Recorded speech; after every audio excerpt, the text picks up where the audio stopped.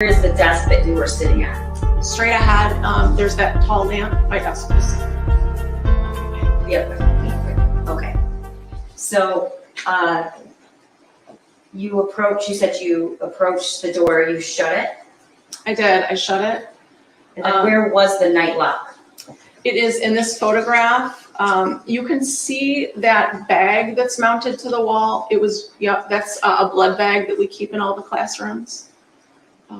And then, or like a medical bag or whatever. And then just in front of that, you can't even see it. It's so close to the door. Okay. Was the night lock. Okay. And I think I might have interrupted you. What is significant about the night lock and why is it used in a lockdown?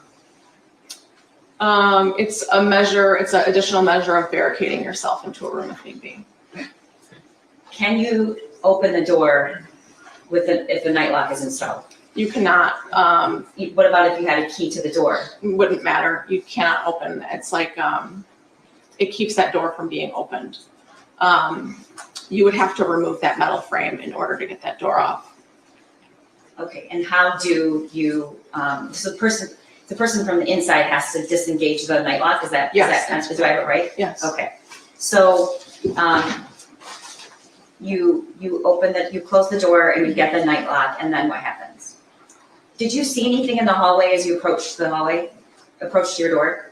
No, I didn't. I shut the door. I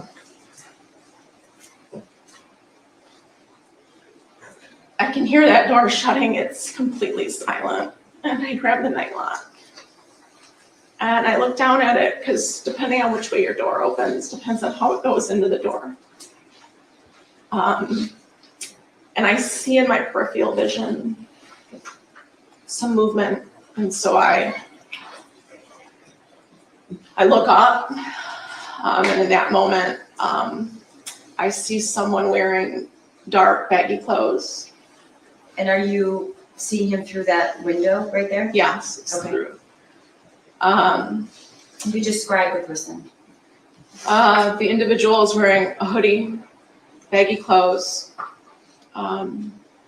a mask, and there was like a skull cap on, or like a. So were any parts of this individual's face visible?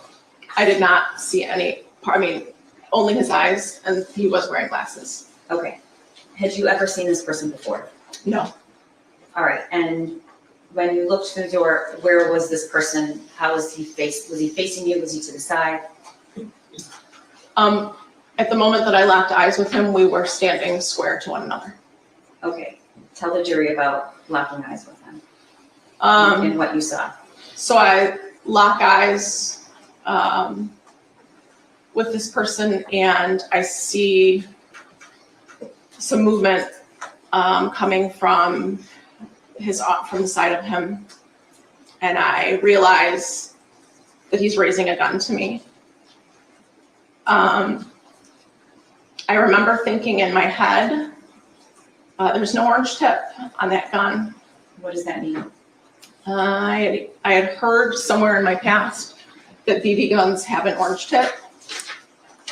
And my body reacted, and I jumped You're to the side. You're Yes. motioning that you jumped to the right. I jumped to the right, so I'm jumping this way in the room. And at this point, the door's closed. The door is closed, yes. Is there a window on the other side of this door, or just what we No, see? Just Okay. what you see. All right. You jump to the right, and then what happens? I jump. I'm turning and I'm jumping to the right, and then I feel my shoulder move back. It feels like I've been stung by hot water. Okay, you're pointing to something. Yeah, on my arm. On your left arm. Yes. Okay. At this point, did you manage to get the night lock in already? No, the night lock's in my hand. So he could have just opened the door. The door was locked. Okay. Like the lock was on it, right? I look behind me and you can see the bullet hole in the glass leading out to the courtyard. And in my head, I remember thinking a BB gun can't do that.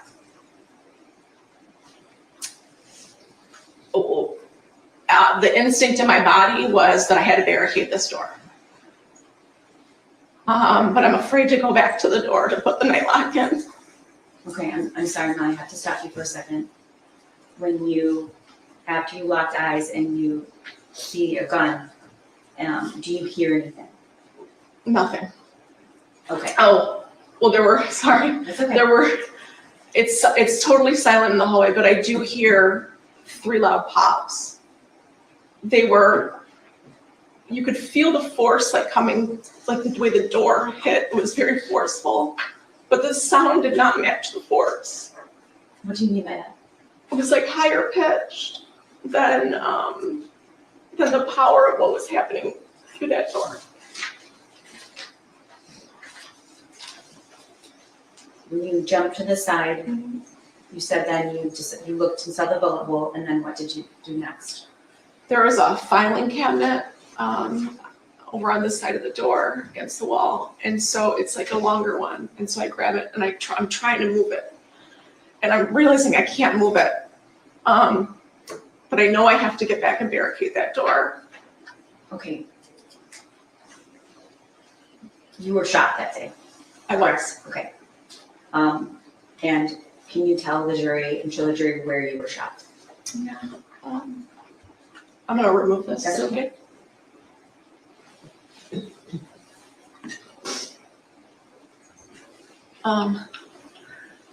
You can step down if you want to. It's okay.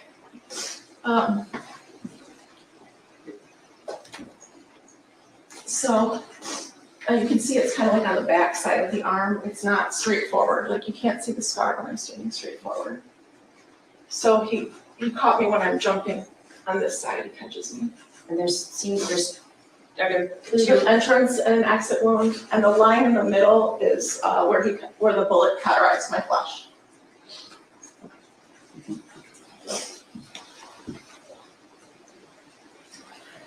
when you were trying to move the filing cabinet, at this point, did you, I'm okay.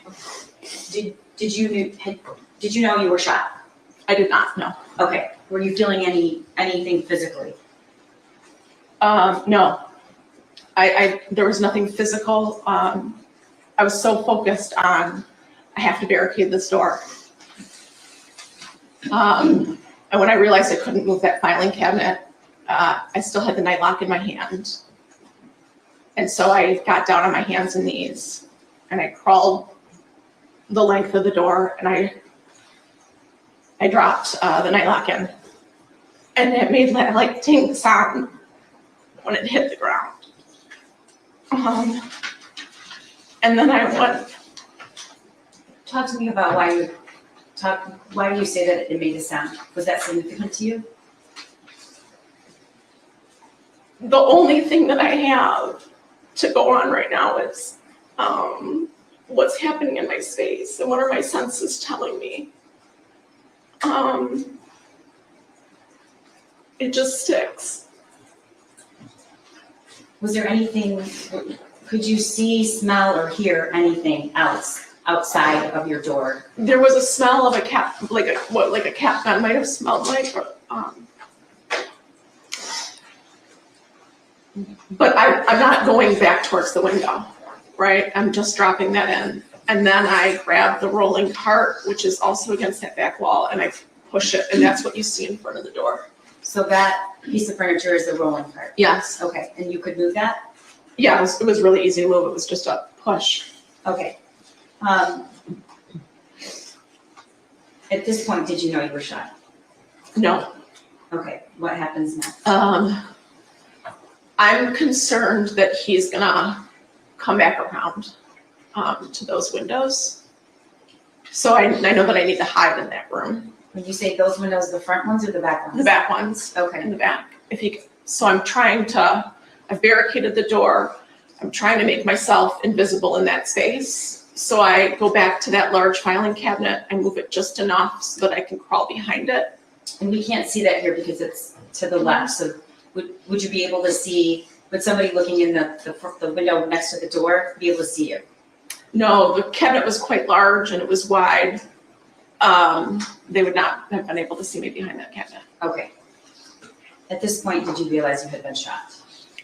I knew I could start to feel blood rolling down my arm. And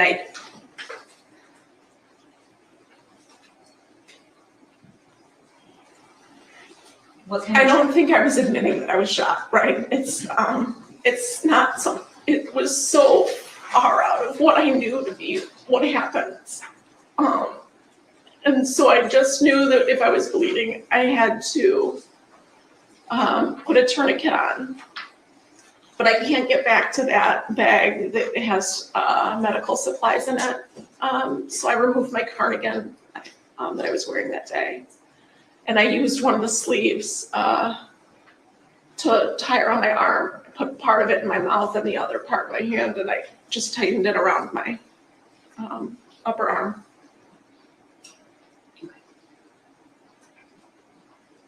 were you feeling any pain at this point? No, Okay. The person that you saw raise the gun and shoot at you, did you, looking back then now, what was your impression of his use of the firearm, if anything? Your Honor, I'm going to object to that question. She's already testified she's not very familiar with firearms. I think that she would be speculating about his use of this. I do want to acknowledge she's testified twice before, so I do know, I'm trying to, this is difficult. Even though it's her third time, it's very hard for her. And so I'm trying to get her to answer my questions. We'll describe Yeah. what you noticed about him. his feet were about hip distance apart. His shoulders were square. And he raised that gun right up. It was probably a second from the moment that I locked eyes with him. Okay, just for the record, you're raising your arm at shoulder level. Was it two arms or one? I don't know. I just remember seeing the one arm and my body instinctually moved. Okay. So after you tied the tourniquet, what did you do? Were you hearing any announcements? Did you have a phone with you? Did you have a way of communicating with anyone? I had my cell phone.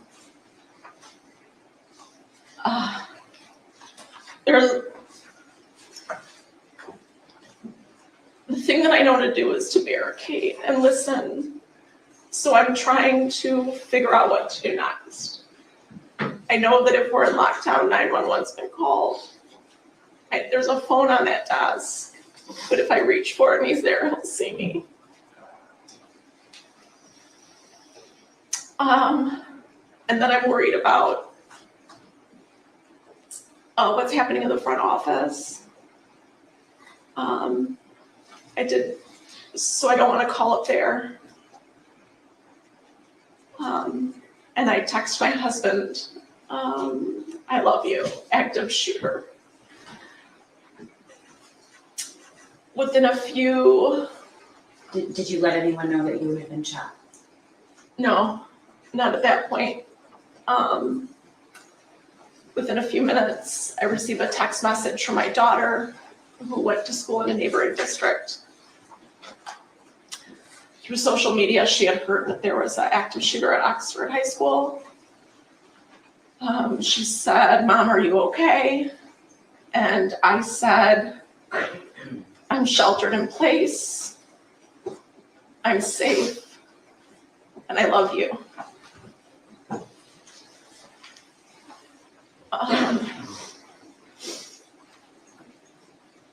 And I'm just listening to what's happening outside, trying to distinguish what's my next move. What are you hearing? Absolute silence. I'm hearing nothing.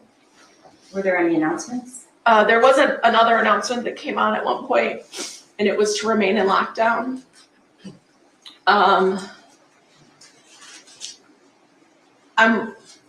There's a hallway text thread that we have that there's no one texting on that. But You mean the teachers Yes, in that in the hallway hallway. have a group text? Yes. Okay. No one's texting on that. But in the other part of the building, my language arts team says, I'm hearing there's an active shooter. And I said, I saw one. Did you say, and I've been shot? I did not say that I was shot. Okay, is there a reason you're not telling anybody that you've been shot? Is that because you didn't want to really understand it, or? I think that there's definitely a part of me that was in denial about what was happening in that moment. I also think that what I know is that building has to be secured to save the most amount of lives. And telling anyone that I'm shot when I'm not, when I do not need help, is not beneficial. So you didn't want anyone to help you? I did not need emergency medical attention at that moment. Or at least that's what I felt. Okay. How long do you think you were in that classroom behind that cabinet? I'm in there for about, I would say 20 minutes. And I'm sitting on my bum. And at one point I hear footsteps in the hallway because my back's facing that hallway. And I think they're starting to evacuate those rooms. That was the decision, that was the moment I decided to text the teacher next door to me. She's in room 222. And I just said, no one knows right now, but I think I used the word hit. I've been hit in the arm. And then I did say, I hope there's no one else. She then alerted.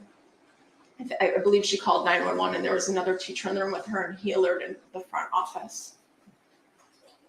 So at some point, did somebody come to try to help you? It was pretty quickly after I sent a text message to them that Kurt News, who was our assistant principal at the time, that he shows up at my door knocking, Molly, are you in there? And from behind that filing cabinet, I said, yes. I've known Kurt since I started in Oxford, but I didn't trust that was Kurt in that moment. So you didn't want to open the door? I did not want to open the door. It felt safer to stay in there. And then a few seconds after, there's police officers at the door, and they're like, are you injured? And I said yes. And so they asked me to, I think I said, do you want me to, I kind of like crawled out from behind, and I was like, do you want me to take the night lock out? And they said yes. Do you want me to open the door? And they said yes. And I'm still on my hands and knees at this point. They reach up for the handle. And that door swings open, and they grab me from under my arms. And they pull me up and out of the classroom. And I can see Kurt standing on the lockers, like against the lockers. Okay. I'm going to show you what's been admitted as Exhibit 11.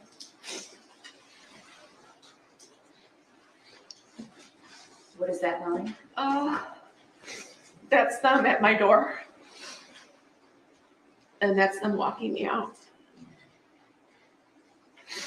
You can see that there were multiple police that were around that door when they pulled me out. And then the two escort me out door 4.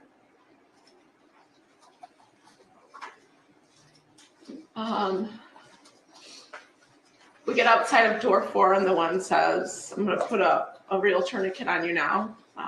It might hurt a bit.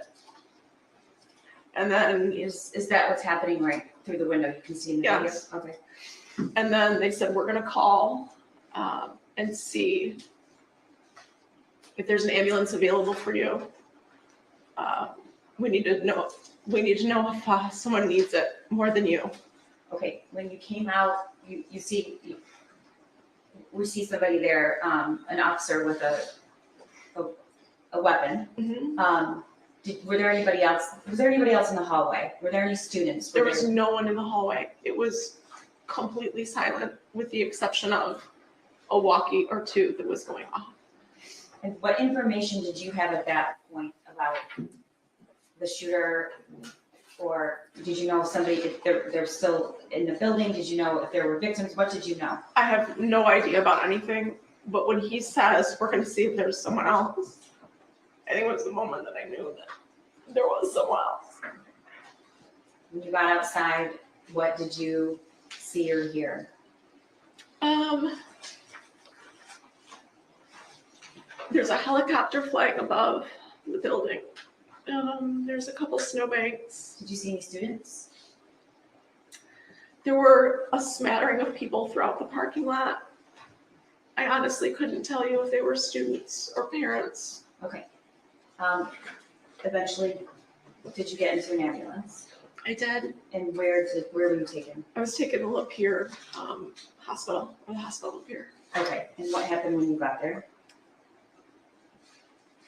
We get to Lapeer and I asked to walk in. I felt like if I could walk, I wanted to walk. And so they supported me to walk me into the hospital. And as I'm walking in, the hallways are lined with doctors and nurses. Like they were prepared for a disaster. Okay. What did you learn about your injury that day?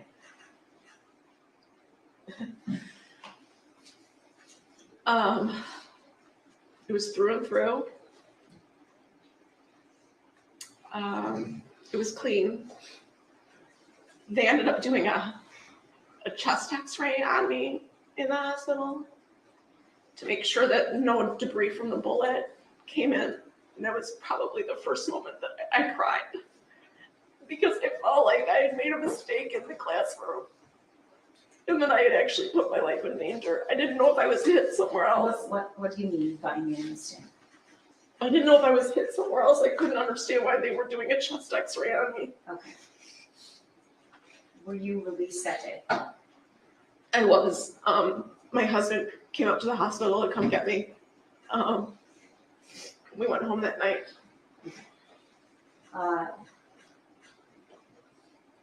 At some point, were you informed or shown where those shots landed? Yeah.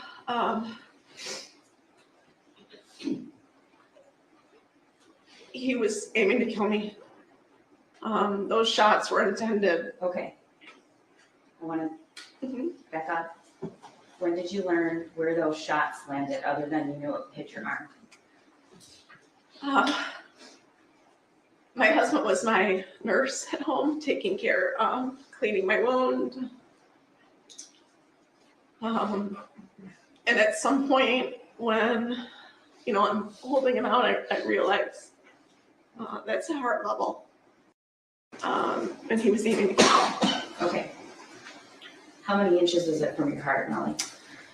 I would say about 6. Okay. At some point, were you shown the picture of your door that depicted? Okay. Yeah. Do you remember when that was? Yeah, I saw that photo in your office. Okay. When you came in months ago to talk about testimony. All right, Molly, I'm showing you what's been admitted as Exhibit 12. Is that the classroom, your classroom door? It is. Okay. And the pink rods, do you know what those indicate? The bullets that came through the door. Okay, and when you saw that in my office, what did you say? He was aiming to kill me. So that's a shot to the head and to the chest.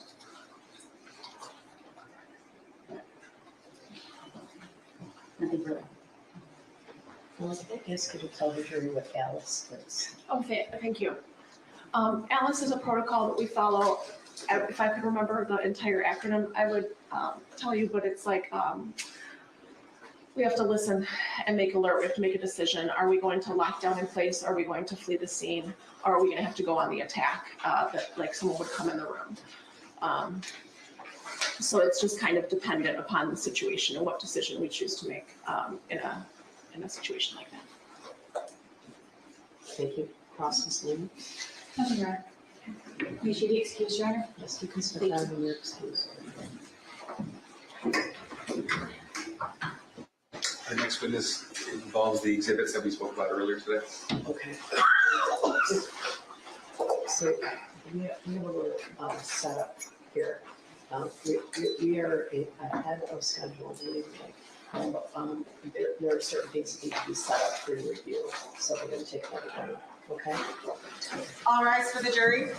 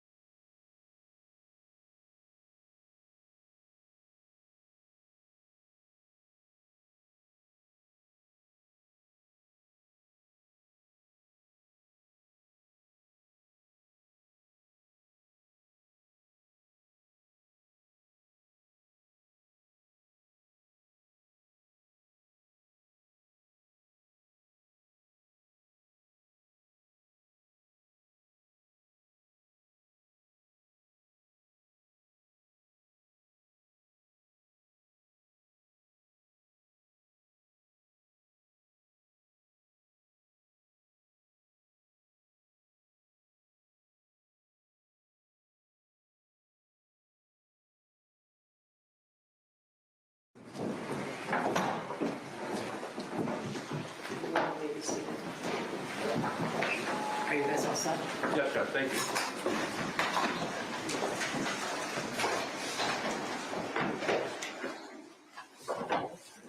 Your Honor, calling people versus James Crumbley, case number 222799989 FH. Thank you, good morning, Mark Keese on behalf of people. Karen McDonald on behalf of the people. Good morning, Your Honor. Marielle Lehman on behalf of James Crumbley, who is standing to my left. Thank you, Jeff. Was trying to beat the arrival of their lunch, so.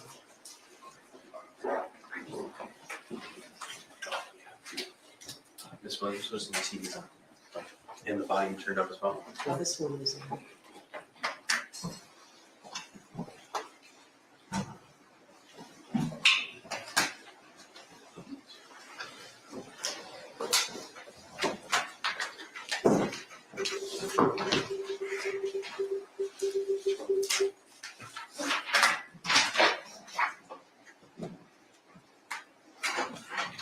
All rise for the jury.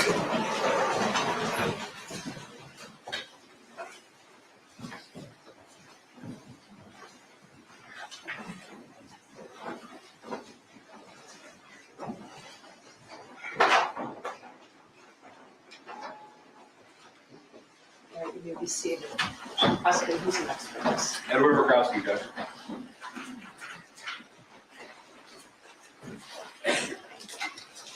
Did you raise your right hand? Do you swear or affirm the testimony about the give is the truth so help you God? Yes, ma'am. All right, you may be seated.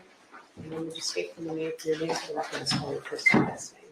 Name is Edward Wogrowski, EDWARD. Last name is WAGROWSKI. Go ahead, Pascal. Thank you. Sir, how are you employed? I currently work with the U.S. Secret Service. And what do you do there? The title is a network intrusion forensic analyst. I do computer forensics, cell phone forensics, network intrusion stuff as well. And how long have you been working with the United States Secret Service? 2 months now. And prior to that, where did you work? I worked with the Oakland County Sheriff's Office. And what did you do there? Before I was in a computer forensics unit. Okay. So before, I take it you retired from the Sheriff's Office? Yes, I did. Okay, before retiring, how long did you spend there? My entire time there was 28 years. I was in the computer forensics unit for 10 years. Now, if you could tell us, please, what a detective with the Oakland County Sheriff's Office Computer Crimes Unit would do on a day-to-day basis. On a day-to-day basis, our job was electronic evidence, whether it's a cell phone, computer, DVRs from a business, whatever it may be. We were the ones that handled that. We're the ones that had the training how to get the data from that or get the video from it or interpret call detail records. Okay. So Exhibit 43, it's been admitted it's your CV. I'm not going to go through the whole thing. But is it fair to say that you've had specific training for your role there? Yes, sir. Okay. Tell us about some of that. The main training that we go to with the sheriff's office was there's an organization called IASIS to become a certified forensic computer examiner. That has a 6-month testing process after 2 weeks of training at their training event once a year. On top of that, for cell phones, there's other agencies. Celebrate has training they do for the tools that we use from them, and other agencies as far as PATCs. When you say Celebrate, what's that? Oh, I'm sorry. Celebrate's a company, and they develop software and have tools to extract data from phones and then interpret that data. How often in your employment with the Sheriff's Office and with Secret Service would you say that you actually analyze cell phones? Almost every day. That's what we do. Okay. So you went through a lot of, just now, a very quick rendition of detectives' work with the Computer Crimes Unit. I didn't catch most of that. Can you simplify a little bit of that for me? So we get the data from the phones, and then we have to take that data and put it in a format that an officer in charge of a case, an OIC, is able to look at easily. Instead of sitting there scrolling through the phone, potentially changing data, we put it in a format, we take it off of there. When you say data, what do you mean by data? Everything on the phone, anything. Text messages, call logs, pictures, videos, anything that's on the phone.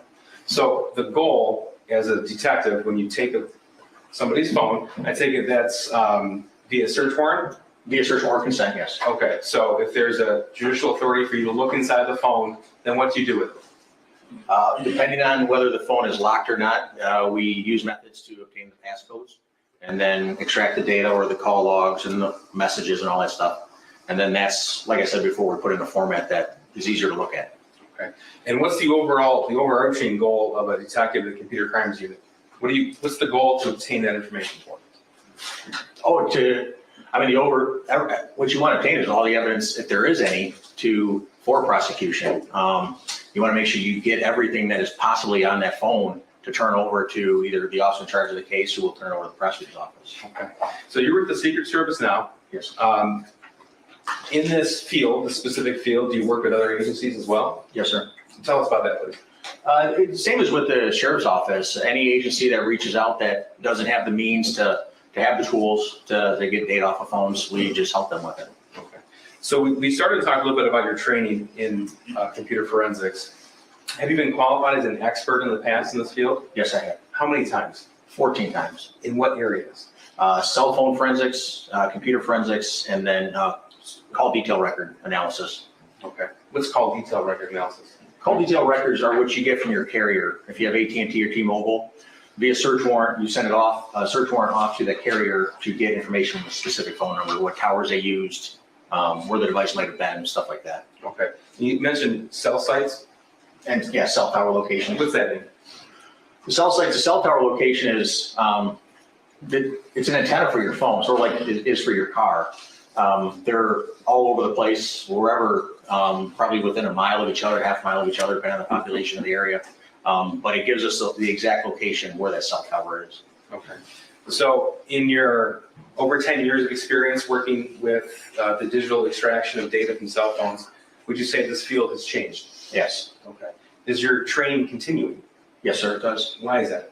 Well, just because the information changes, where an app might store information within the program itself, the little program might change on every update. So we have to know where we can go to find it if the tool can't find it for us. Okay, when you say the tool, what's that mean? The Celebrate software, either the physical analyzer software or other methods to get the information off the phone. So then would it be fair to say that as technology has changed and evolved over time, so is the training of computer crimes detectives? Yes, sir. Okay. And is that training continuing? Always. So for this time, I'm going to move to qualify this witness as an expert in the field of cell phone forensics and historical cell site analysis.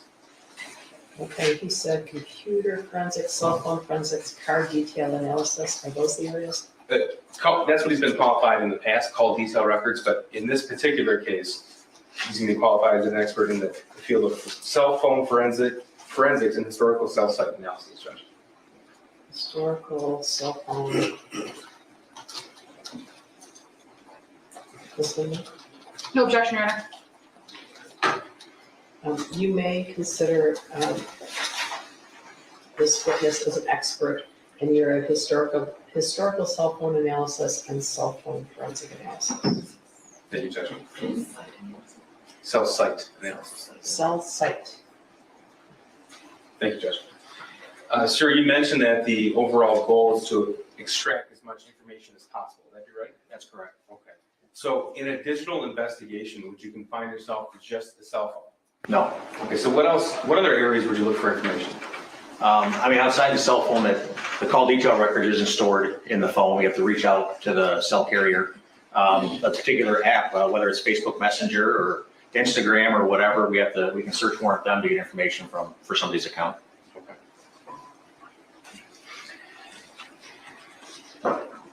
Now, if you could tell the jury a little bit, please, about what a cell phone does that might not be commonly known. When you're not using it, when you're not interacting with it and swiping up and down and stuff like that, it could be updating your email, because you don't always tell the phone to update, it just does it by itself. Or it's talking to a cell tower to know exactly where you might be in case it needs to send you a message, or it knows whether you're not in range or not, so the carrier knows to hold on to that message. There's a lot going on in the background that people just don't know the function's happening, but yet it's continually happening. Is that while a phone's powered on? Oh, yes. Okay, so what happens if the phone's powered off? Nothing. It can't do anything. It can't receive information, can't send information. Okay. Now, what about Android phones specifically? Have you had the opportunity to be trained in data extraction from Android phones? Yes, sir. Okay. Is that the same as Apple phones? iPhones? Not entirely. How the operating system is written, it's a little different in the process of getting the data off of the phones. What do you mean?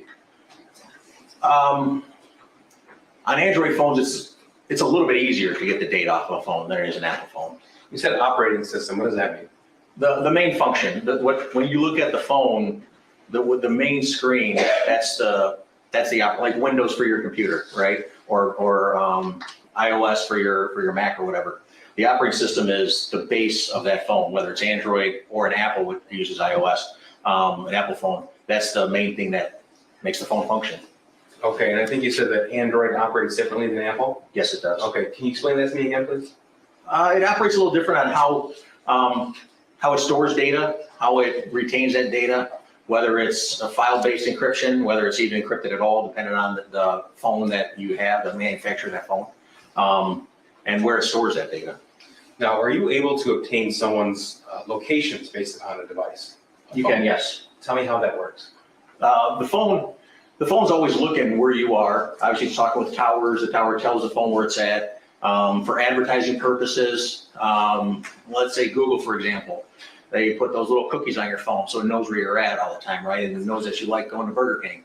So every time your phone knows that it's near Burger King because the map app is being used, it's going to tell you, oh, there's a Burger King nearby, or it'll pop up in your Facebook message feed or whatever. So that's, yeah. All right, cookies, what's that? Those are little trackers, I guess, to make it simple. It's a little tracker that's embedded in however the phone interacts with either the internet or an application. It's a little nugget that just sits on your phone, waiting to be activated to tell either Google where you're at, Apple where you're at, and to give the user a better experience with their phone. So if I'm on my phone, I'm looking at a website, for example, and I get that little bar at the bottom that says this website uses cookies, accept or yes or no. Yep. So if I either hit yes or I close out of that box, then it's tracked on my phone. If you hit yes, correct. Okay. What if I hit no? What happens? Then the cookies, they're not installed because you're not giving permission for them to be installed, loaded up to your phone, not installed, loaded to your phone. So in order for me to look at the website, for example, though, I'd have to hit yes. Not necessarily, no. Okay. No. So this is something that, as an investigator in this field, you're able to use to help understand the location of the device? Correct, yes. Okay, and tell me how that works though. Well, like I said, one of the main things that we use is what's called location services. Location services is what tracks where your phone is within either an Apple or an Android phone. Google stores that data, again, because it sells that data to Burger King or McDonald's, wherever the heck you might want to, you're in, whatever you're interested in. And it keeps track of where you have been, where you like to go to use that information in the future. Okay.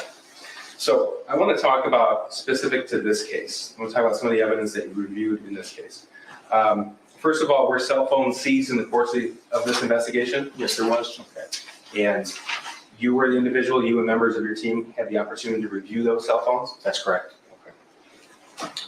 What about information from social media outlets? Yes, we did. Okay. Now regarding the cell phones, I'm going to summarize this, and I want you to tell me if this is accurate, okay? So source of electronic information from the shooter, an Android phone, a T-Mobile phone, last four digits, 1551. Correct. Yep. That's right? Yes, sir. Okay. A Facebook account? Correct. An Instagram account? That's correct. Okay. Now regarding Jennifer Crumbley, there were 3 cell phone seized, is that right? Correct. Okay. So we have 2 from T-Mobile with the same identical phone number, is that right? Okay. A TCL A509DL we refer to as a burner phone. What does that mean? A burner phone is what we refer to. It's a phone that you can go to Walmart in the electronics section where they sell their TVs or any CVS or Rite Aid and just buy it in a packaging and activate it. The SIM card's in there, and there's really no account that's needed to get it up and going. You just activate the phone by putting money towards the account within it. Okay. A Facebook account, jehn.crumbly.7, and we have includes the messenger functions. What do you mean by that? So Facebook Messenger and Facebook, separates 2 separate platforms. But you can search more on Facebook for messenger information, or you just search more for messenger information. Okay. And then we have certain emails account from Gmail and Yahoo. Correct, all right? And then Instagram account, JEHNC78. correct. Okay.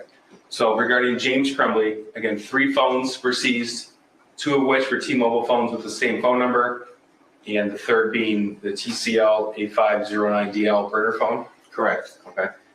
1 Instagram account, James R. Crumbley.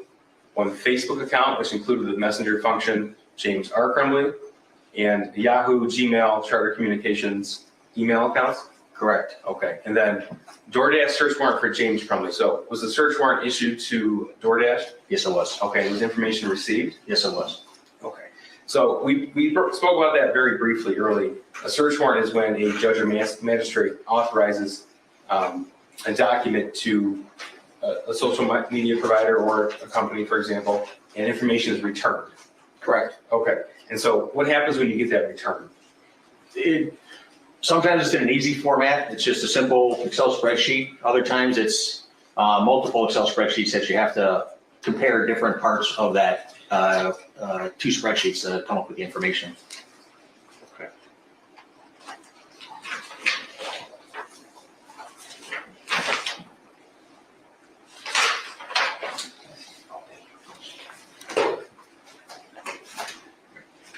Now, your role normally would be to talk about cell phones, computers, cell towers, things like that. Correct. Okay. So with your permission, I'd like to talk to you about November the 30th, 2021. Do you remember that day? Yes. You were working for the sheriff's office? Yes, I was. Okay. And you were computer science? Yes, I was. Were you working that day? Yes. 12:50, 12:51 in the afternoon on November the 30th. Do you remember where you were? It's probably driving pretty fast. Okay. And tell me why. We got news from our captain that there was a shooting at the Oxford High School. Prior to that, our sergeant who was off that day,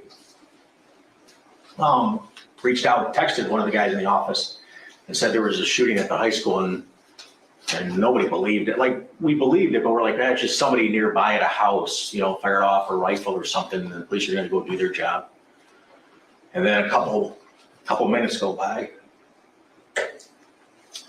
And the captain comes in and he said there's been a shooting at the high school, and he said all hands on deck. Okay. What did you take that to mean? There's a shooting, like, it was, All hands on deck. You're not normally somebody who responds to active shooter situations, right? no, it's for the nerds. When, for the captain to come to the computer crimes office, it was, all due respect to the guys in there and the gals in there, that's not their job to deal with that. The fact that he came in there it was a really big deal. Okay. And you mentioned you were driving pretty fast. Tell me about that. I remember getting out to my car. At the time I had a white minivan that had lights and siren in it. No one ever took it seriously when you turned the lights and siren on. But I remember pulling out of the parking lot, and I looked to my left, and there's, it didn't seem real. It didn't seem like this, like I'm thinking in my head like this was just blown out of proportion, because I didn't have my radio on in the car. I couldn't hear the radio traffic at the time. And I looked to my left, and there's 2 patrol cars, not even from our agency, not even from the sheriff's office, come around the far corner on this complex by the medical examiner's office and the animal control. And they turned that corner on 2 wheels on each side, on the back, coming around that corner, their lights were shining, they were going fast. And I'm like, holy cow, this is real.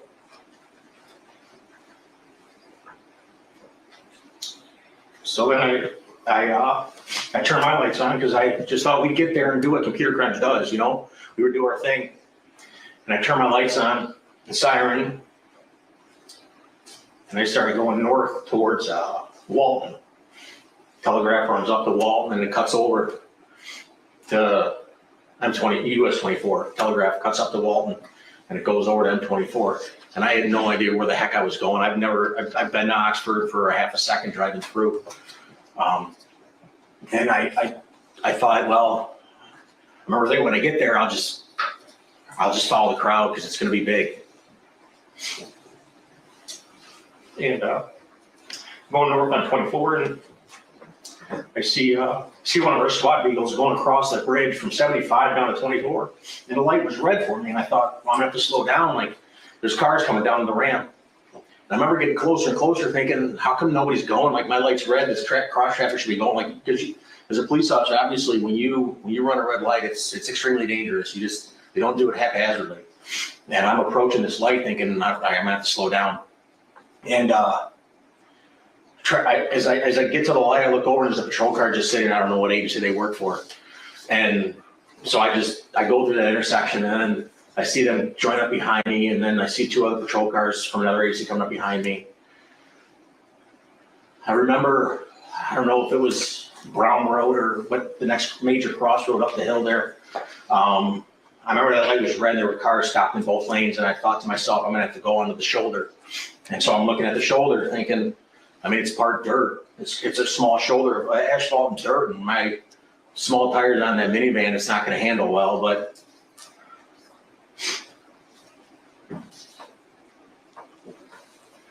we're not gonna stop going, right? So I remember feeling the steering wheel shaking from the gravel, and I get around and keep driving north. Crowd still following me. I look up in the mirror every once in a while, and there had to have been, I couldn't count them. They were so far deep behind me, and the ambulances and the SWAT vehicle. And we get up into town, up into Oxford, I think we were. And as I'm approaching the light, it just changes red. So obviously cross traffic doesn't know what's going on there. You might just have somebody that just goes straight, and again, it's dangerous. It really is. And so with the lead car, I've always been told the lead car in a situation like that, you always hold that intersection for everybody else behind you because they're coming. And so as I edged into the intersection, I stopped dead in the intersection with the lights and siren going. And I counted at least 16 vehicles just go screaming past me. And we start getting into town, and northbound traffic's blocked. It's dead stopped. I remember going against oncoming traffic. And now you see cars coming at you, and you're the whole way there, all I can hear on the radio was staging area on Ray Road in Meyer. That's what I kept on hearing. There was so much radio traffic. I heard bits and pieces of other things, but that really stuck in my head. And so we're just driving north, and finally I just see a Meyer, and I'm like, okay, well, we gotta be far enough north. This is where I gotta go. And so I pull up onto Ray Road, and I meet up with other deputies in the area. If you could describe to us what you saw when you arrived at that Meyer.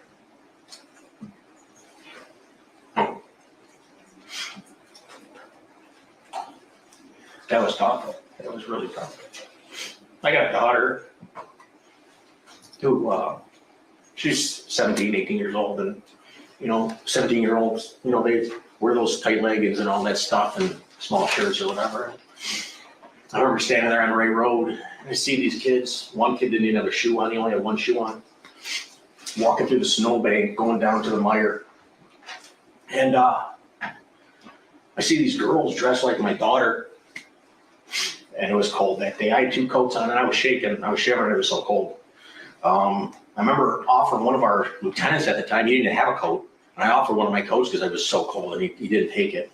But you just saw these kids just coming down from where the school was. Like, it's hard to describe. They look like zombies. Like, they had no facial expression, nothing. So there were kids there, were their parents at the Meyer too? Down by the garden center. The crowd was heading that way, and it was chaos. It really was. I really didn't know what to do once I got there. I didn't know what the school was, even though it was just up the street. So everybody was walking to the garden center, so I started going that way. And at first, we were told to start getting people to sign their name into notebooks. We were just grabbing them off the shelves in the Meyer and boxes of pens and stuff, and just write their names in the notebooks for whatever. I don't know why they needed that. So I'm trying to walk around and get this information from people. And then they started yelling. Someone started yelling, get everybody inside, get everybody inside. So I go back outside to try to usher people in. And I remember just seeing like kids just standing there and you put your arm on them. You don't want to, they just been through this, whatever happened up there. And I don't want to force them. I'm not going to grab them. I'm not going to make them do anything they don't want to do. So I sort of, like, if they didn't move, I just left them. Like, they were okay. They weren't in harm's way. I remember seeing parents just standing there because these school buses started arriving. And I remember thinking in my head, like, God, that is just crazy. Why in the heck are there school buses? I didn't know anything about the plan if something like this happened at the school. And so, and I just see the parents, like,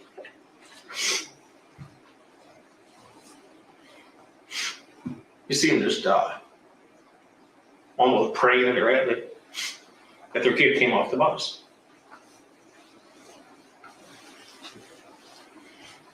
After you helped with the names and the notebooks, did you go to the school? Yes, I did. And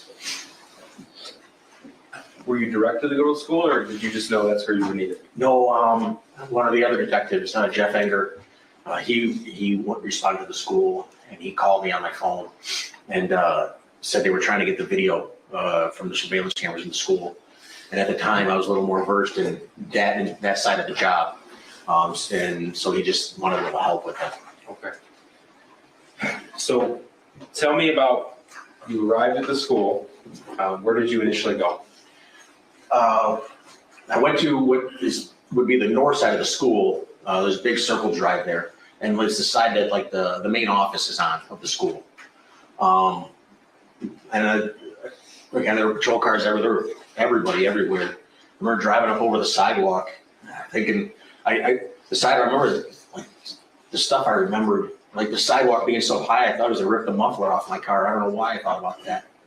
And I go up over the sidewalk and I just stopped my car because that's what it seemed like everybody was doing.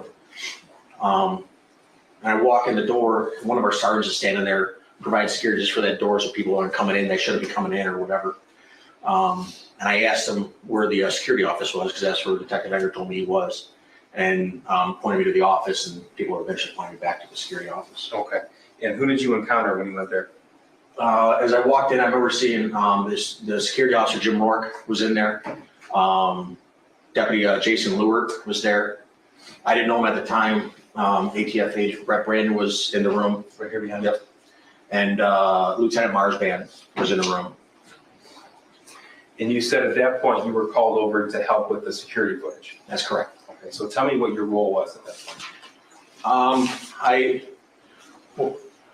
Obviously, the bosses are going to want to know what happened, where it started, all that information, and I wasn't given any direction. We weren't given direction, but we just had to figure out when it started, where it started, how it started, as much as we can, because they're going to want to know that information. And so we just started reviewing video footage.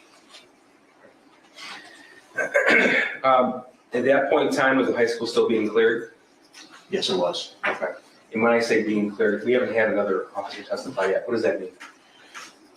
To clear something, you're going to look for more bad guys. You're going to look for maybe bombs that might have been placed, someone hiding in a room because they know the police are there, so they're checking every room, every closet, everything in a high school, going door by door, checking it all.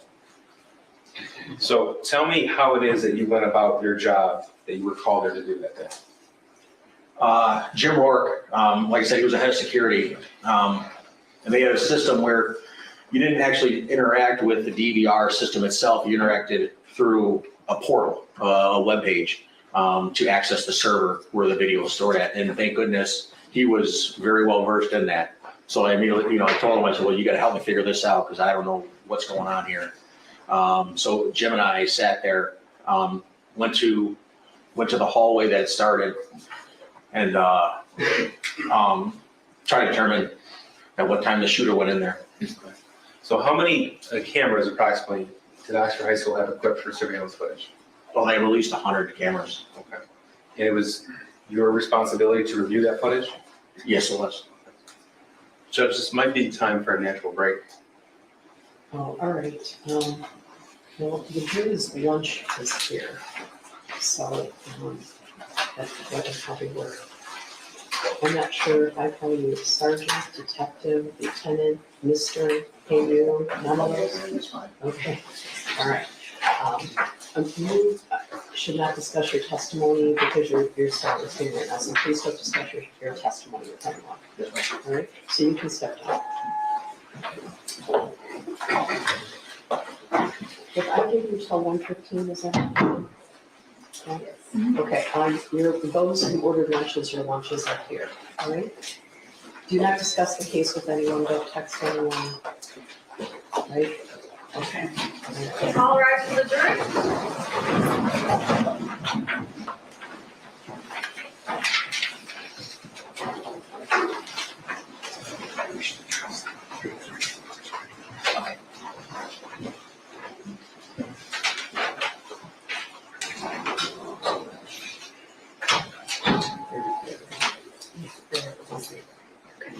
All right, you can take it back. Is the court prepared for ruling on exhibits 133, 153? They would be through this officer's. Okay. That's- All right, I'm going to take care of that, right? I'm trying to hit, I don't want to lose the jury until he's. Yes, sir.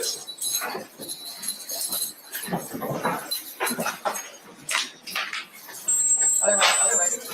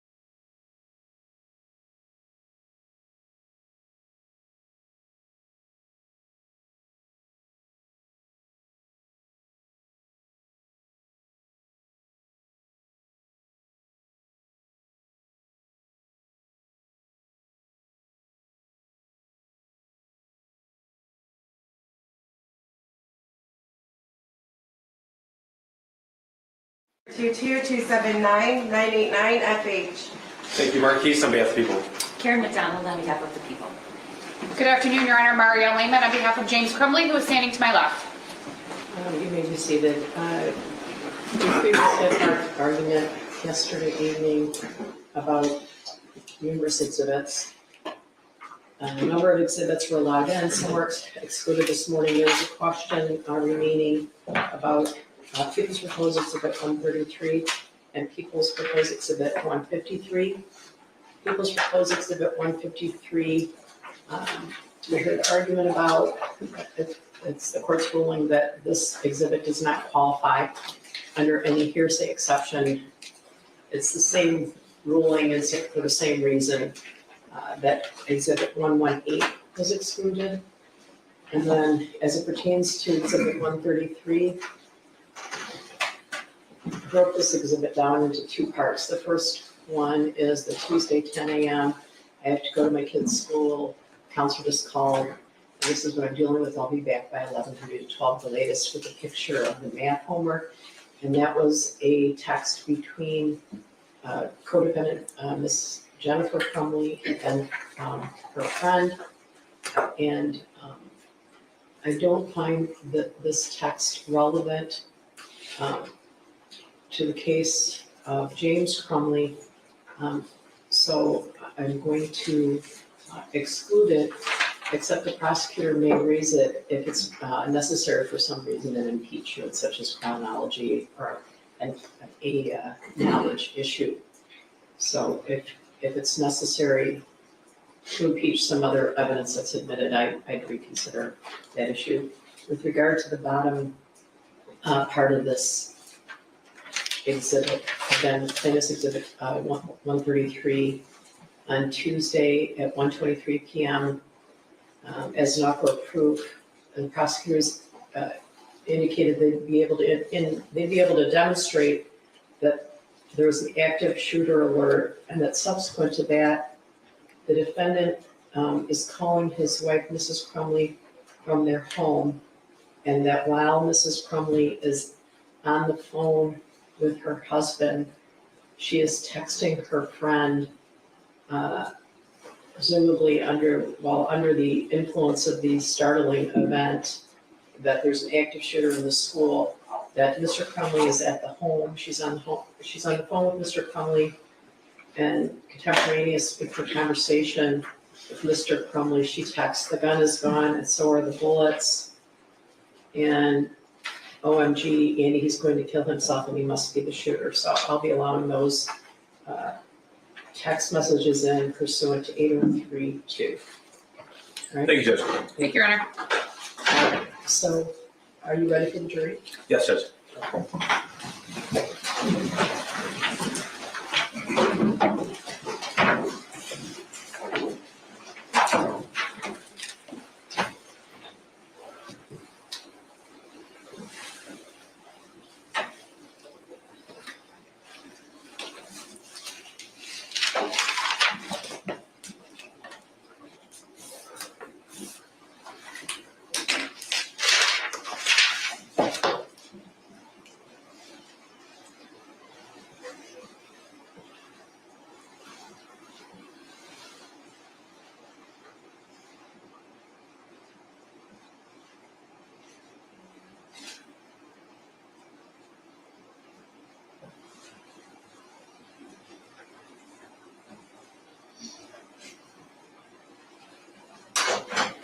All rise for the jury.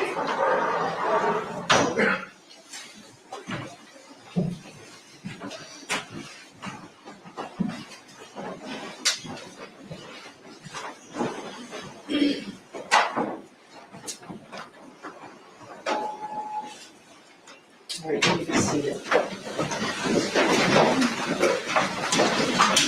Mr. Oberglansky, you are sole girl, okay? All right, go ahead. Thank you. Sir, we were talking about when you arrived at Oxford High School on November the 30th and you went to the security office. Yes, sir. Okay. And tell us again, what was your primary responsibility at that point in time? was to try to secure the video of what had happened in the hallway where the shooting started. And you said that there were a number of cameras operational at Oxford High School that Yes, time? yes, there was.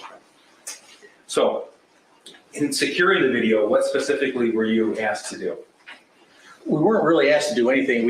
I assumed what the bosses, the sheriff and the undersheriff, all them would want to know is where it started. We knew it started in the 200 hallway, and we saw as the shooter came out, but we were trying to figure out when he went into the bathroom. So what did you do to accomplish this goal? The shooter came out of the bathroom with a black coat on. We kept on, rewinding 5 minutes, 10 minutes, 15 minutes, and watching all the way through, looking for him to go into the bathroom. And we didn't know the shooter's name at the time. Then we could never find somebody going into the bathroom wearing what the shooter had when he came out. Somebody told us what his name was. And so we knew that he was in the counselor's office earlier in the day.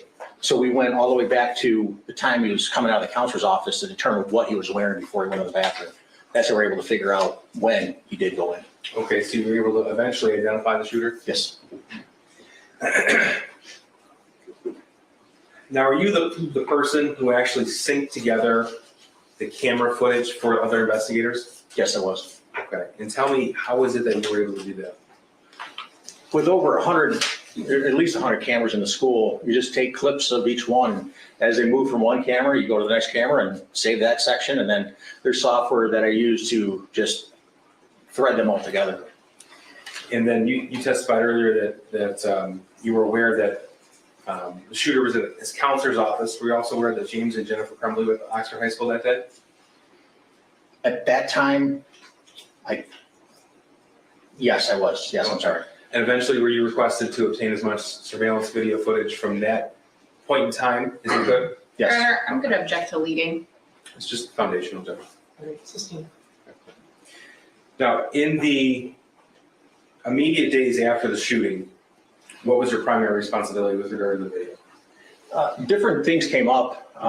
There was a rumor going around that the shooter had actually tried opening doors, and identifying himself as the police. Well, that was actually the police, but I had to go up there and get more video footage just to determine how far he went completely down the hallway before he turned around, and then what had happened in the surrounding hallways and such like that. And as the investigator who had to sync together the video, did you have to watch the video of the shooting itself? Yes, sir. All told, how many hours of video do you think you've watched to put this together? Too many. How many different angles did you have to see this from? Every angle, every camera. There's some cameras that pointed back in one direction from where it started to, I don't know, 7 different angles maybe at different times. In part of putting that footage together, were you aiding in the identification of the victims? Yes. Tell us what you saw in the video.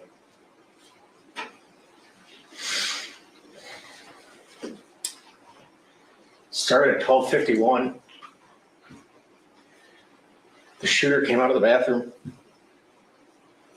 I'll never forget it.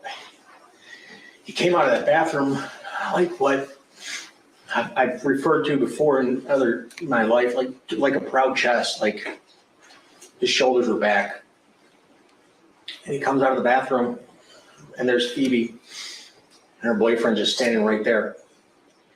And he takes the gun as he comes out of the bathroom, and he turns and levels the gun and fires at Phoebe and hits her in the shoulder and fires at her boyfriend, hitting him in his hand as he raised his hand from seeing the gun, I would imagine. Then to his right, immediately, right there, was Hannah St. Juliana and Kylie and Riley. And he started shooting at them, and they fell on top of each other. And in the distance in the camera, you can see far end of the angle. You see what I found out to be was Madison Baldwin. And she crouched down, like, I don't know why she did it, but it was in the fetal position. And the shooter ran right up to her, and he put the gun right on her head. She just fell over. He rounds the corner into the longer part of the 200 hallway. Prior to running towards Madison, he had just fired down the hallway, just trying to hit anybody that was running out of there.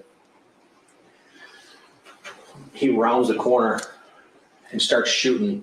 You see a whole bunch of kids, and you see a whole bunch of teachers standing at doors, just grabbing kids as they ran by and just throwing them into a room.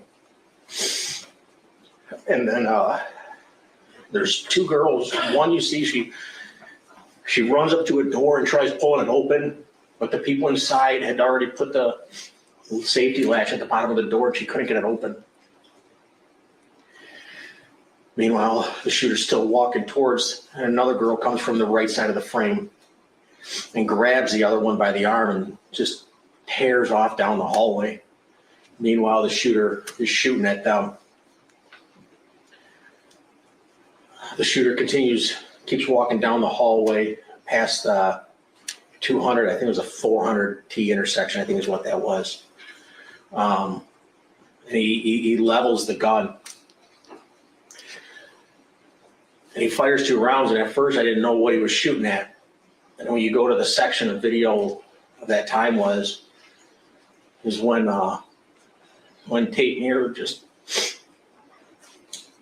comes in, and unknowing to him, he had no idea what was happening. The shooter leveled the gun, and just as Tate turned the corner, the shooter fired a round. And Tate fell instantly. The shooter took a couple steps and then leveled the gun again.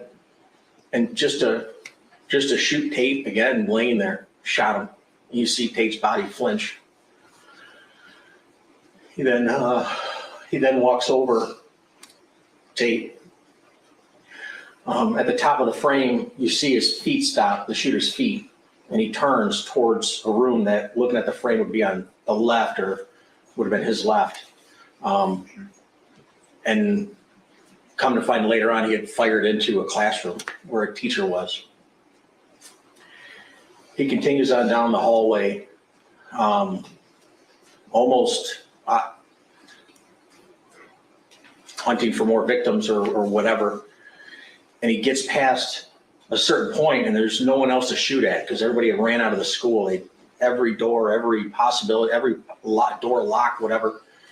And you see him turn around, and he stops at a classroom that, based on where the door is, you can't see deep into the room. It's like the room goes that way, but he can only see straight in. Well, as he's walking back this way, he can see the kids, I'm imagining, hiding in that corner because he stops and fires off a few rounds through the glass. He then comes back, walking towards where Tate was lying. At this time, an assistant principal was laying there, or standing there next to Tate. And the shooter just walks past her with the gun in his hand, and she said something to him. I'm not sure what she said, but you could tell, like, he turned his head, like almost didn't even look at her, turned his head like in shame. I don't know. And then he keeps on walking down the hallway to the bathroom where the other victim, Justin Schilling, was. And he just, as he gets to the bathroom, he just stops and turns right. He just goes right to the bathroom. Okay. Did the shooter eventually exit the bathroom? Yes, he did. Before he did somebody else exit the bathroom? Yes, another student. Tell me what you saw there. That student, he was I don't know how else to say it, but I've never seen somebody actually run for their life. And that kid was running for his life. Now, did the shooter eventually exit the bathroom himself? Yes, he does. Tell me about that. He comes out of the bathroom and he looks around a little bit to see what's going on. Turns around and the bathroom, the doors sit back in like a cubby type area, so they're off the hallway, the main hallway you really can't see, but he turns back around. Eventually now, the two first responding deputies had gotten to Jason Lure and Jens, were coming down the hallway. And Lure was a little bit faster than Jens was just because he was trying to cover more ground. You can see Tate laying on the ground. And Jens is walking a little bit slower. As he's walking up to him, the shooter just puts his hands up in the air and goes down to his knees. As he's doing that, Jens realizes he sees something, and he yelled gun, from what he told me. And the shooter then lays down on his stomach, and Jason Lure come back, and that's where they take him into custody right there. Based upon your video review, and you said you've had to watch hours of this? Yes, sir. Is it fair to say that the entire incident was about 9 minutes long? Yes, sir. Yeah. He's taken into custody at 1300. That's 1 o'clock, I'm sorry, started at 12:51, he was taken into custody at 1 p.m. Thank you, sir. I'm going to go through some of the evidence that you recovered in your forensic investigation. We talked about different information that you were able to draw upon from James Crumbley's phone, Jennifer Crumbley's phone, and the shooter's phone, as well as their social media accounts and emails. Yes, that's correct. So you've seen all of the bits of every exhibit in this case you've seen, is that right? That's correct. Okay. And you've seen the demonstrative portions of those exhibits in this PowerPoint report too? Correct. Okay. So you're aware, and everyone's aware, we have a citation with the evidence number on that slide, as well as a citation to where from these sources of electronic information was pulled from. Correct, Okay. yes. Now, from what you reviewed of the exhibits, do they fairly and accurately depict the information that you extracted from the social media accounts and from devices themselves? Yes, it does. They do. So we'll start in late winter or early spring of 2021. Mr. Keys, can I just ask you, this source of electronic information, which exhibit is this specific? This is not an exhibit, this is just a demonstrative aid for Okay, the all right. Thank you. So we'll start with March 8th of 2021. Before we get into that, a little bit of background. You were able to obtain a Facebook Messenger chat between James and Jennifer Crumbley? That's correct. And tell me how you were able to obtain that. What we talked about earlier, you can send search warrants off after authorization from a judge to obtain information on someone's social media accounts or phone numbers. Okay. And did that happen in this case? Yes, it did. So I'm going to show you what's been admitted as, this is People's 44. Sir, what are we looking at here? That's a Facebook chat between James and Jennifer, and the green would be James Crumbley and the blue would be Jennifer's. Okay, so we won't do this with every slide, but just so we are on the same page here. It says from Facebook 6914734442 JC Rumbley. What does that mean? The numbers is the ID account that is signed by Facebook. And then the JC Rumbley is the screen name that was chosen by the user. Okay, and then we have, in the bottom of the text bubble, we have the date. So this is March 8th, 2021, the time, 3:09:50 p.m. And then it says UTC-5. What is that?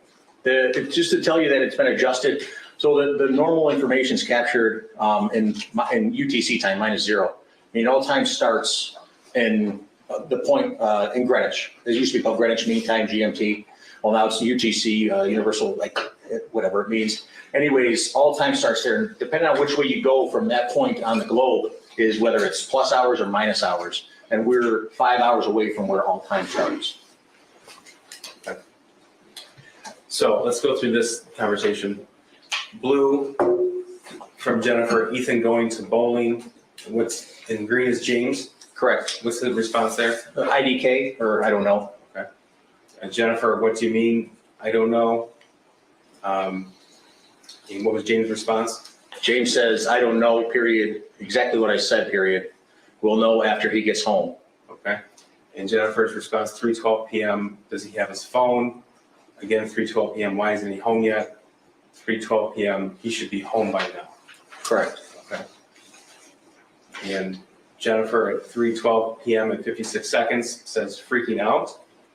What was James' response? He does not get home till 3:16.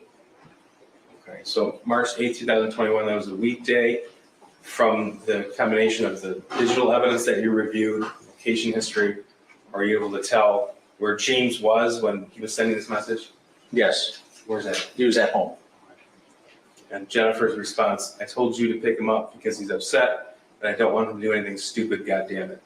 Correct. That's March 8th at 3:13 p.m. Correct. Okay, and James's response? Dude, period, chill, period. He is fine, period. And I'm trying to fucking work. I'm gonna move on to, again, March 8th, 3:13 p.m. What does Jennifer say? Jennifer replies with, does he have his phone? Question mark, question mark, question mark. And James's response? Yes, but he won't answer while he is walking. I will let you know the minute he walks in. Okay. And Jennifer at 3:14 p.m. says what? I'm serious freaking out. Then she says, is he home yet? And that was 3 minutes later. That's March 8th, 2021. It was a Monday. It was 3:17 p.m. Yes, correct. I'm going to move on to Exhibit 61. Again, James and Jennifer Facebook messages. Blue will always be Jennifer, is that right? Correct, yes. Okay. March 19th, 9:37 a.m. Tell us what Jennifer writes, please. Jennifer writes, Ethan awake? Okay, James' response. Yeah. Jennifer, Replies with, how is he? and what does James say? James then says, he woke up looking like he had way, in all caps, too much to drink last night, complaining about a headache. That's March 19th, 2021, 9:40 a.m. And what does Jennifer write? She replies with, well, he was really worked up and out of control, so I can see why. She continues on with, all I know is he needs to eat, go to work hard, and not complain, and he can get his stuff back. And that was at 9:41 a.m. Okay. And 10:15, Jennifer says, you respond, I didn't get a call. I didn't get it. and James' response. He responds back with, one text says Jesus, another one says yes. He Okay. said, let me ask you a question. Why am I in your guys' room? LOL. And that was at March 19th, 21, 10:17 a.m. Correct. And Jennifer's response. OMG. Oh my God. What did James write? James responds, I totally thought you were giving him a Xanax last night. Jennifer's response. She responded with, does he seem better? And then a second response, no melatonin. Okay. And what did James say? He responds back with, I know. Jennifer's response at 10:18 a.m., please. Jennifer said, but he hasn't had one before, should have only given him half. And what did James say? He is just doing his school, says his head hurts. He took so Tylenol.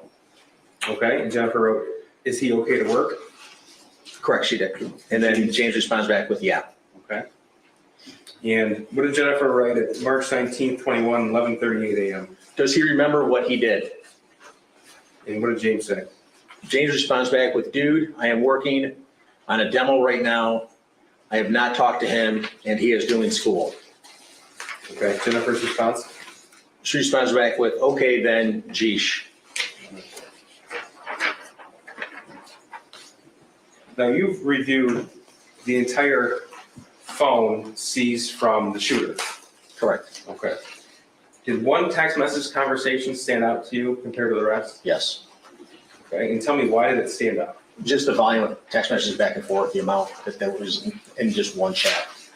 Okay, now without telling us the person with whom the shooter was texting with that volume, can you tell us if you came to learn that the person who was texting was the same age? Yes, he Okay. was. And he went to school with him? Correct. All right. Tell us about the approximate number of text messages between the shooter and his friend. There was over 20,000 text messages between the two from January to the middle end of October. Okay. So that sounds like a lot to me, but I'm not an expert in computer forensics. Give us an idea of what that scope is. 20,000, I mean, that printed is over 5,000 pages of text. I've examined phones that someone's entire chat conversation with everybody they had is less than 20,000. So it's just a large volume. To put it in comparison between, let's say, James and Jennifer's Facebook conversations, right? What's the scope and the difference in size there? I believe James and Jennifer was 10,000 text messages back and forth Okay. for that same time frame. So the same time frame, we have double the amount of text message communication between the shooter and his friend as James and Jennifer. Correct. Okay. You said January to October, is that both 2021? Yes, ma'am, I'm sorry. Thank you, Judge. Yes, 2021. Yes, No, there were also, without going into detail, video shared as well. yes, there was. Okay. And were some of the content of the conversation of a highly personal nature? Yes, it was. Now, in comparison to any other conversation on the shooter's phone, what's the difference in size between that particular text thread with everybody else's on the shooter's phone? He had over 20,000 text messages with his one friend. And in comparison, there was, between anybody else, there was a combined, I want to say less than 1,000 between anybody else that he had chatted with. So combined, less than 1,000, Yes, and then that one friend was over 20,000. correct. Now, I'm going to show you just a very small portion of that, specifically April the 4th and April the 5th of 2021, which would be right about 2 weeks after the messages that we just saw between James and Jennifer Crumbley. This has been admitted as Exhibit 67. Names are redacted, obviously. Green is the shooter. Correct. Okay. Tell us what the shooter wrote April 4th, 2021, 11:56 at night. He types, like I hear people talking to me and see someone in the distance, and then he appears to try to correct the spelling of the word distance. Okay. And April 4th, 2021, 11:56 and 50 seconds, what does he write? I actually asked my dad to take me to the doctor yesterday, but he just gave me some pills and told me to suck it up. And 11:57 p.m., what did he write? He continues on with, like it's at the point that I'm asking to go to the doctor. And then he says, my mom laughed when I told her. That was again 11:57 in the evening, April the 4th, 21. Correct. April 5th, 2021, this is just after midnight. What does he write? He tells his friend, but I'm having bad insomnia right now, RN, and paranoia. Okay. And then what does he write? I need help. That's at 12:11 a.m. Correct. And then at 12:12 a.m., what does he write? I was thinking I calling 911 too so I could go to the hospital. And continuing on, April 5th, 12:12 a.m., what does he write? But then my parents would be really pissed. And finally, 12:38 a.m., what does he write? He says, I'm going to ask my parents to go to the doctors tomorrow or Tuesday again. Then he continues with, but this time I'm going to tell them about the voices. And finally, he writes at 12:39 and 20 seconds, what? Like I am mentally and physically dying.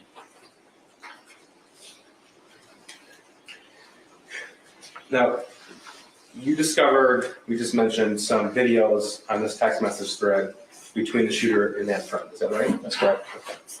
So I'm going to now direct you to August the 19th of 2021. First of all, did some of those images that he shared depict firearms? Yes, they did. So this is exhibit 70 and 71. 70 is the text message itself. And what are we looking at here? That's showing a video was sent to his friend. Okay, so this is the same friend we're referring to at all times? Correct, yes, yes. Okay. August 19th, 2021, 9:31 PM. And the video is 71. I'm going to play that now.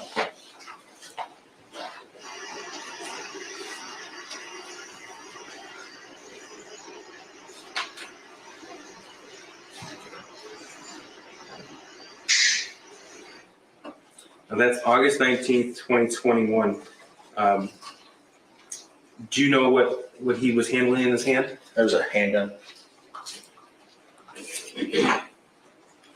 This is Exhibit 72 and 73. They've both been admitted. This is 8:20 a.m., 12:30 in the morning, so we're carrying over past midnight from the last video. 72 is this text bubble. So what are we seeing here? Again, it's a text to his friend that he's been communicating with of another video of the gun. Okay. And this indicates that video was sent to his friend? Correct. I'm going to play 73 now.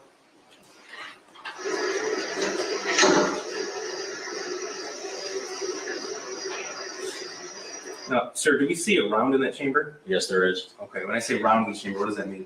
a bullet and a shell.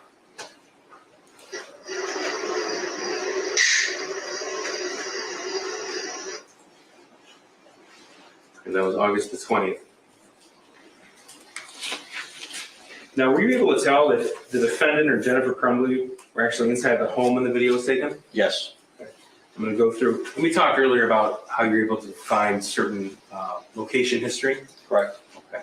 So is it fair to say that you were able to do that for this specific date? That's correct, yes. So this is Exhibit 74.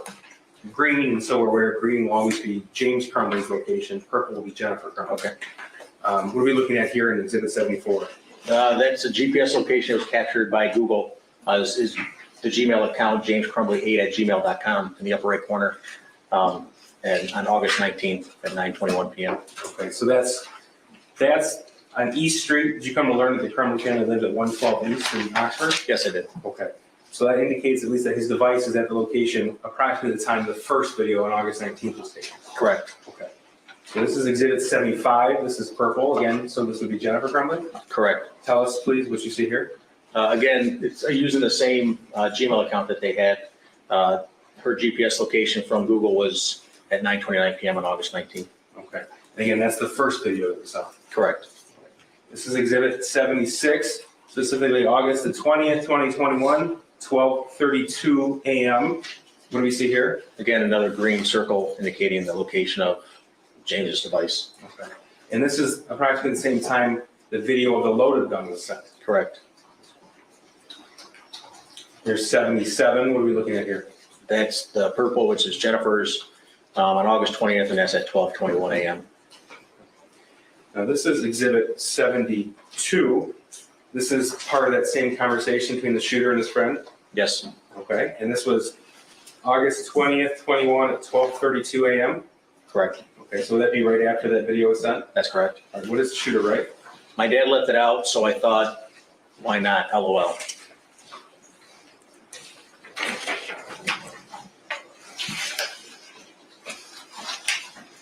During the course of your investigation, did you come to learn that this friend that the shooter was communicating with abruptly left the state of Michigan? Yes. Okay. And did you learn if that was done without notice to the shooter? Correct, it was not. Okay, and what do you base that belief on? James had reached out to the father of the shooter's friend, asking if everything was okay, and then the father of the friend told what was going on. I'm going to show you Exhibit 79. This is a text message from, you recovered off of James Crumbley's phone. Correct. Okay, and again, names are redacted here. Did Correct. you come to learn that this is the father of the shooter's friend? Yes. Okay. And what's the date here? This is on October 30th, 2021. Okay, at 9:52 p.m., what did he write? He wrote, "Hey Mark, sorry for the late text. Hope the family is well. Just wanted to check in and make sure everything is okay with the shooter's friend. Ethan's been trying to get a hold of him for a few days. Did not know if his phone was taken away, maybe, but just checking in. Ethan wanted to be with his friend for Halloween if he is okay. Now, we have this in the same conversation for context. This is October 30th, 21, 11:01 p.m. This was in response to that text? Correct. Okay. And what does he say? He says, "Hey, James, thanks for checking in on him. Unfortunately, his friend is in a bad place with the OCD, unable to go to school most of this week. We are taking him out to Wisconsin tomorrow to put him in residential treatment. He'll be gone for 60 to 90 days. By far the hardest decision we've had to make. So he probably doesn't know how to approach it with Ethan or what to say. I think he is probably embarrassed about the situation and is the reason he is not answering. Let me talk to friend. I wasn't aware that he wasn't talking to anyone." Okay. And then there was another text after? Yes. He responds, "Sorry for the delayed response." Okay. And 10:30:21 at 11:03 p.m. The father of the friend says, "Let me talk to him and see how he wants to approach it with Ethan." Okay. And then what was James' response? James responds with, "Mark, please let me know if there's any way at all we can help. He is a great kid and always great over here and very welcome at all times. Please let me know if we can help." So that's October 30th, 2021, 11:10 p.m. Correct. Now, I want to move into November of 2021. Did you find any information regarding James Crumbley's employment status? Yes. Okay. And tell us specifically regarding November of 21, what did you find? That he had lost his job on the first of the month. Okay. And did he subsequently find another job? Yes, he did. And do you recall when that was? Shortly thereafter, he started door dashing. Okay. This is exhibits, I'm sorry, we're still on page, exhibit 79. The response to James Crumbley's text was what? Always, the dad of the friend says, "Thank you. He loves you guys. Hopefully we can get him better and Ethan can spend some time over here too. He has to voluntarily go, so there's a chance he may not be admitted. If you don't mind for now, if Ethan asked, tell him he had to go out of town unexpectedly. If he gets admitted, then we can give him full disclosure. Is that all right?"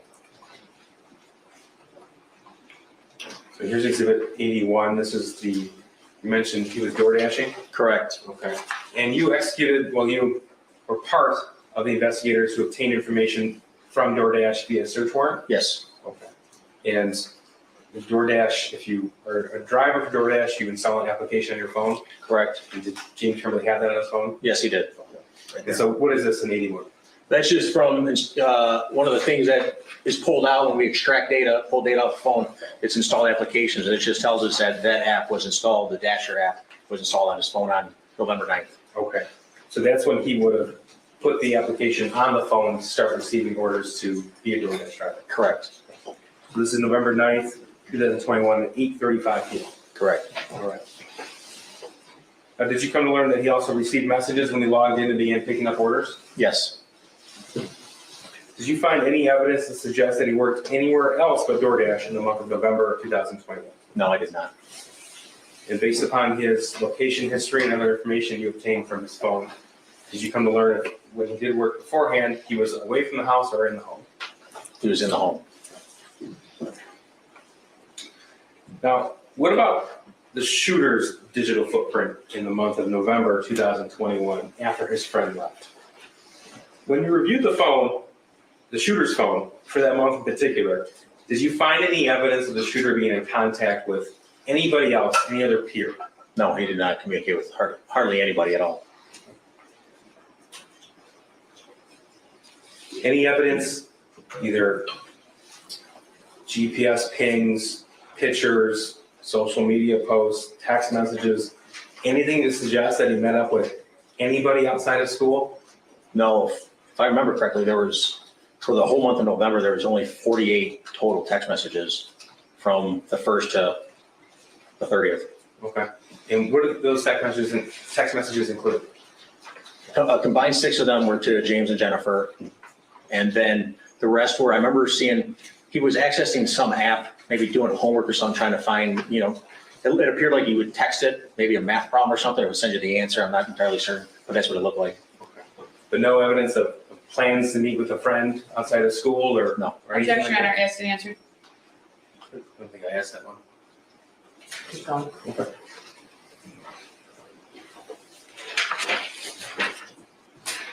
Now, sir, when I talk about cached data, what does that term mean?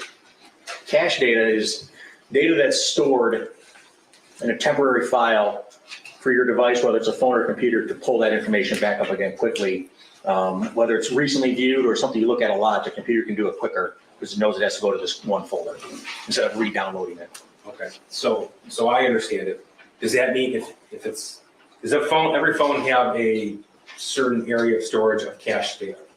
Yes, and every app, just depending on what the app is, it would have its own folder of cache data, yes. Okay, so if there's something, for example, an image in cached data, what does that indicate to you as a forensic examiner? It would imply that someone it would have to been on their phone, they would have to have seen it. Okay.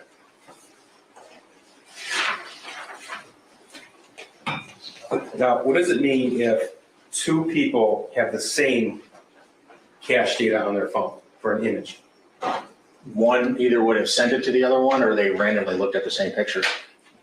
When examining the phone of the shooter and examining the phone of James Crumbley, did you find any images in common in cache data? Yes. Now, I want to specifically take you to exhibits 82 and 83.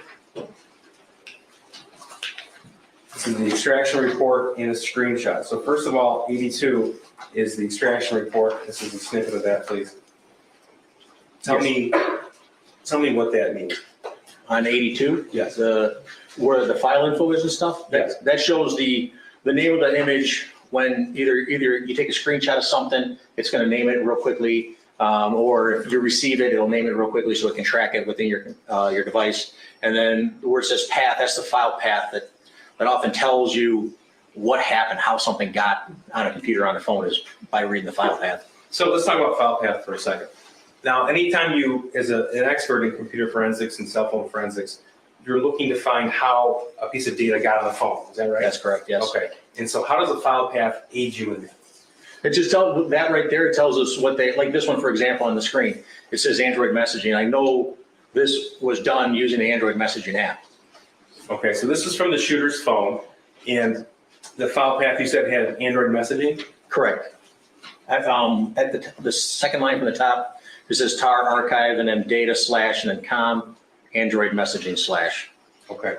Now, if something is found in cache data as opposed to just scrolling through the phone to find the image, what does that mean to you?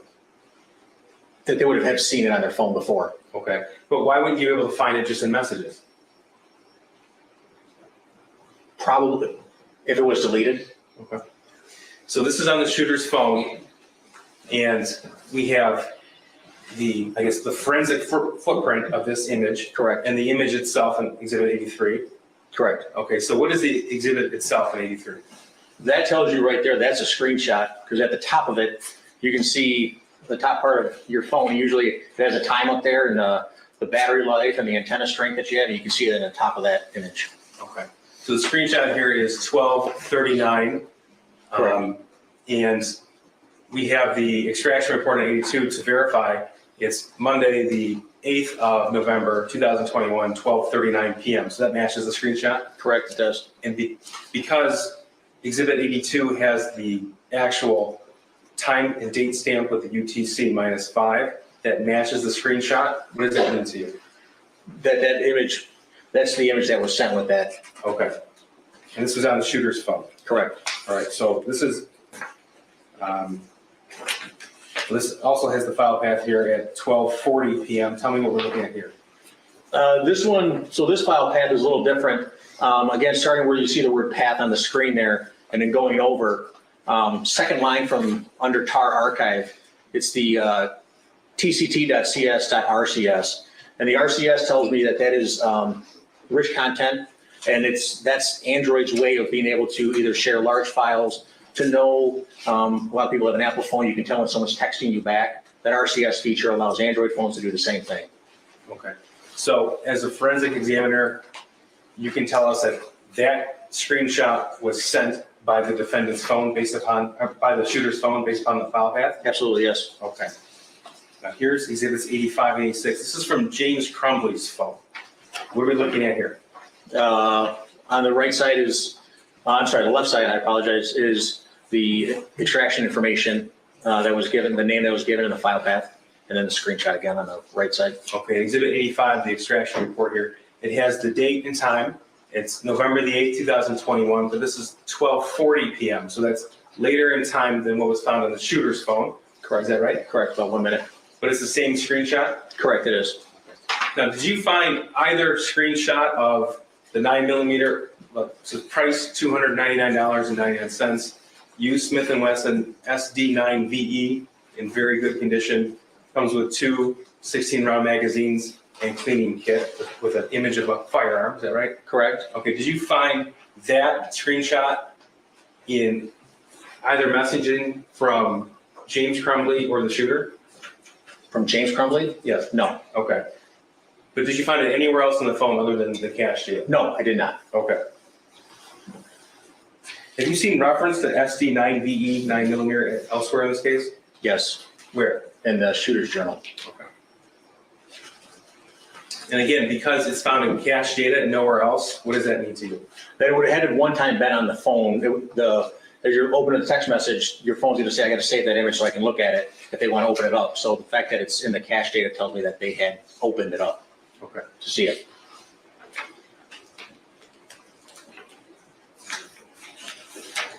Now, is it possible to recover deleted content from a phone?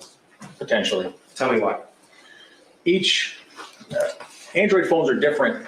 So depending on the manufacturer of the phone, whether you have either a high-end phone or a simple throwaway phone that you buy at Walmart, the Android operating system can be changed to suit the manufacturer's or the reseller's specifications. So if you want to sell a cheaper end phone that doesn't have all the functionalities of a higher end phone, usually doesn't have the features to be able to store longer content or retrieve deleted content.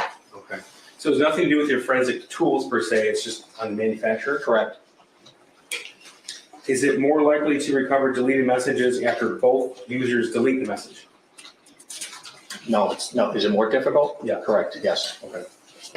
So the fact that this was found in cache data and nowhere else, that's significant to you? Yes, Why? that it was on the phone at one time and now it's not there. Did all the Crumbleys have Androids? Yes, they did.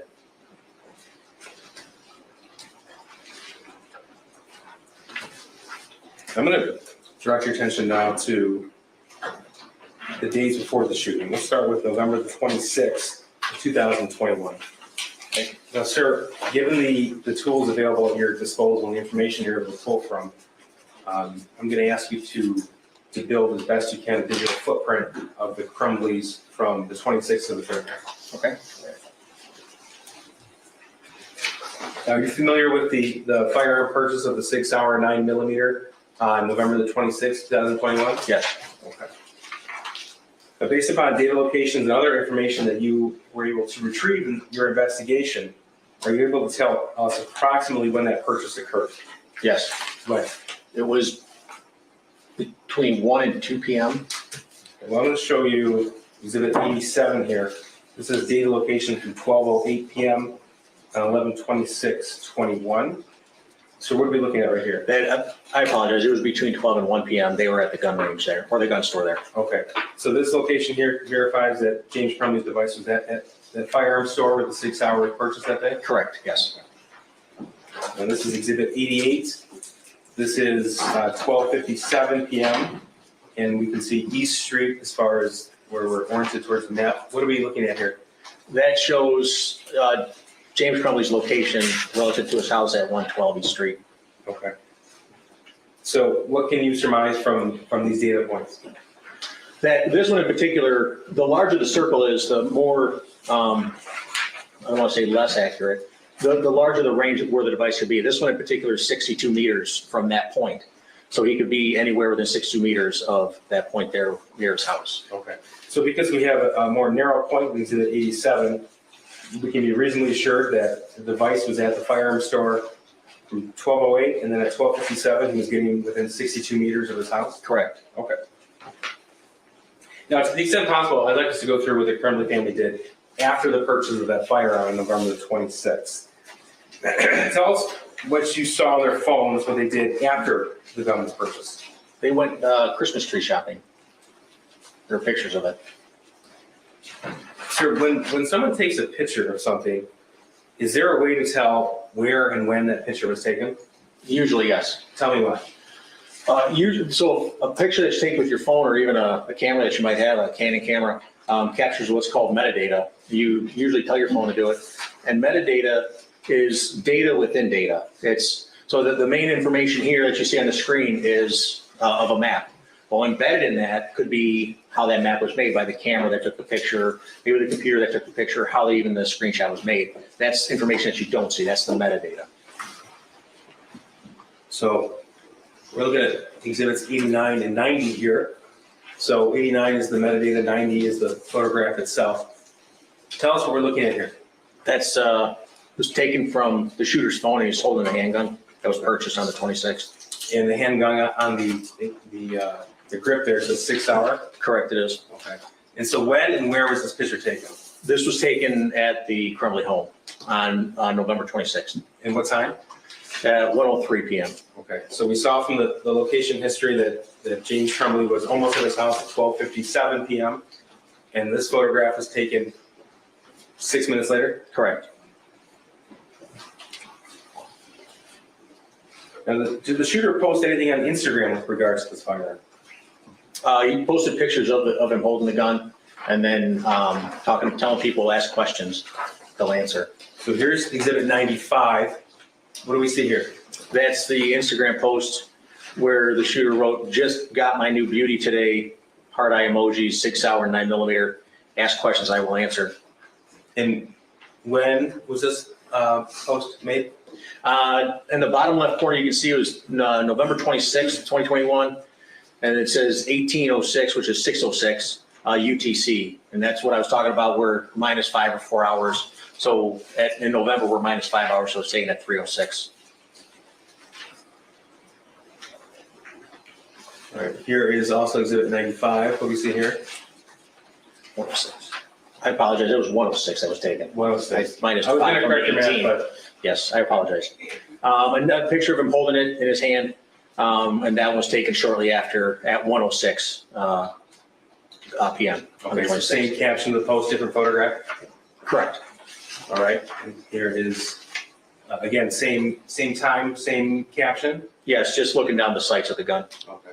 We see 3 dots at the top of the firearm. What is that? Those are the sights of the gun. The two on the outside in the front post. If you don't know, you line those up. It's called your sight picture. You get those 3 dots in a line. If you have equal light on either side, it's where your round's going to go. And he's just practicing lining up the sights. And that's lined up in a way where it would fire the way you would want it to. That'd be right. It's put around right below it, yeah. And same caption. Just got my new beauty today. 6 hour.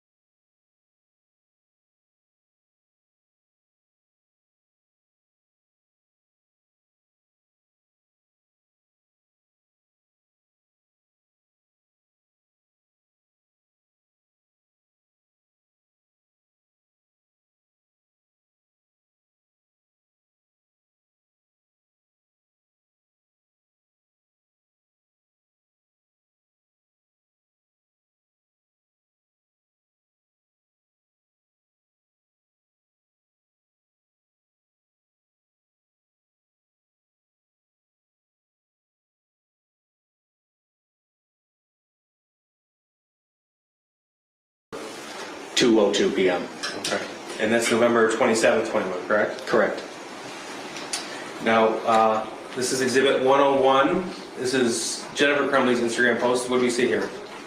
She posted the target that she had shot and posted with it, Mom and Sunday testing out his new Xmas present. My first time shooting a 9mm, I hit the bullseye. So that is how close in time in relation to what her son posted? Within 1 minute. Now, this is another photograph here, same post, Yes, same time. yes it is. And finally, what do we see here? That's the Sig Sauer handgun right there with the magazines and the pamphlet. So because all three indicate Mom and Sunday testing out his new Xmas present, my first time shooting a 9mm, I hit the bullseye. Does that indicate those three pictures were posted together? Yes, they were.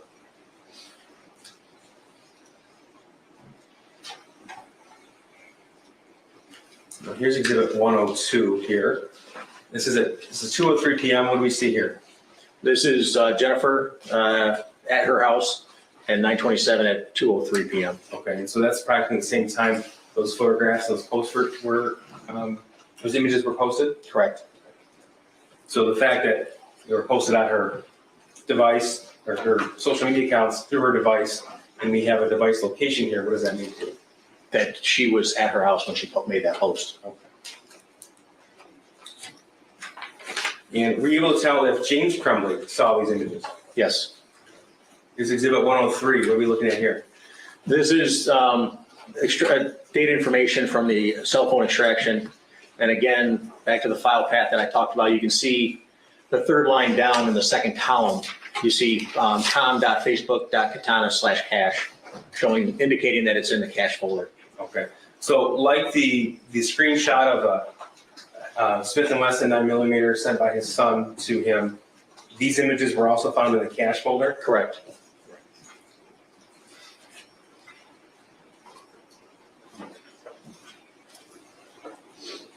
Now, we will obtain data locations from James Crumbley's Gmail account for November the 27th, 2021. Yes. Okay, that helped you identify where he was that day? Yes. Okay. So we'll go through exhibits 104 through 107. Here's 104. What do we see here? It shows James' location. It's near the gas station of the Meyer at Ray Road in 24. Okay, and we already talked about at this point in time, he was working for DoorDash. Correct. And we already identified the fact that when there was an order ready, he would receive a text message from the DoorDash app. Correct. Okay, so were you able to tell what he was doing that day? Yes. What was he doing? He was door dashing. So 9:37 a.m. indicates one position where he's at, and looks like he's back home at 5:32 p.m. Correct. Here's exhibit 106. It's about 6:03 p.m. He's out of the house then? Correct. Okay. And 6:33 back home. Correct. Now, what about Jennifer's locations from that day? Were you able to obtain any idea where she was that day? Yes. Okay. This is exhibit 108. What do we see here? It's the purple dots indicating Jennifer's locations. Okay. So we have 2:29 p.m. to 3:32 p.m. in locations outside of the home that would indicate what to you. She was at home. She was out and about. Okay, just to make sure I'm clear, on the 27th, we see James Crumbley leaving home about 9:37 a.m., returning at 5:32 p.m., leaving again at 6:03 p.m., home again at 6:33 p.m. Correct. And the same day, Jennifer's gone from about 2:30 p.m. to 3:30 p.m. Correct. Now, Sunday, November the 28th. This is exhibit 109. Tell us what we're looking at here. That is GPS location for Jennifer on November 28th at 12 p.m. So she's obviously away from her home. Do you know what's at this location? Yeah, that's where the horse farm is. Okay. Now, you say horse farm. You went through all of the digital evidence in this case. Correct. Okay, including the Facebook messages between James and Jennifer. Correct. The messages from James to anyone else or Jennifer to anybody else. Correct. Okay. Are you aware of James and Jennifer spending time at the horse farm? Yes, sir. Okay, and tell me how you're aware of that. Your Honor, I'm going to object to relevance. We addressed this, Judge. You addressed it in your earlier opinion as well. I think we did. Yeah, I'm gonna allow it. I think your objection was to wait, I think this is. Thank you, Judge. How are you able to know that, Judge? By how many times they talked about whether we're going to the barn to do this or work on this horse or take care of that horse, yes. Okay. Give us an idea of how many times they were talking about it. They talked, it was mentioned within their chats 86 times of going to the barn. Oh, I'm sorry, what period of time? That was from January to November.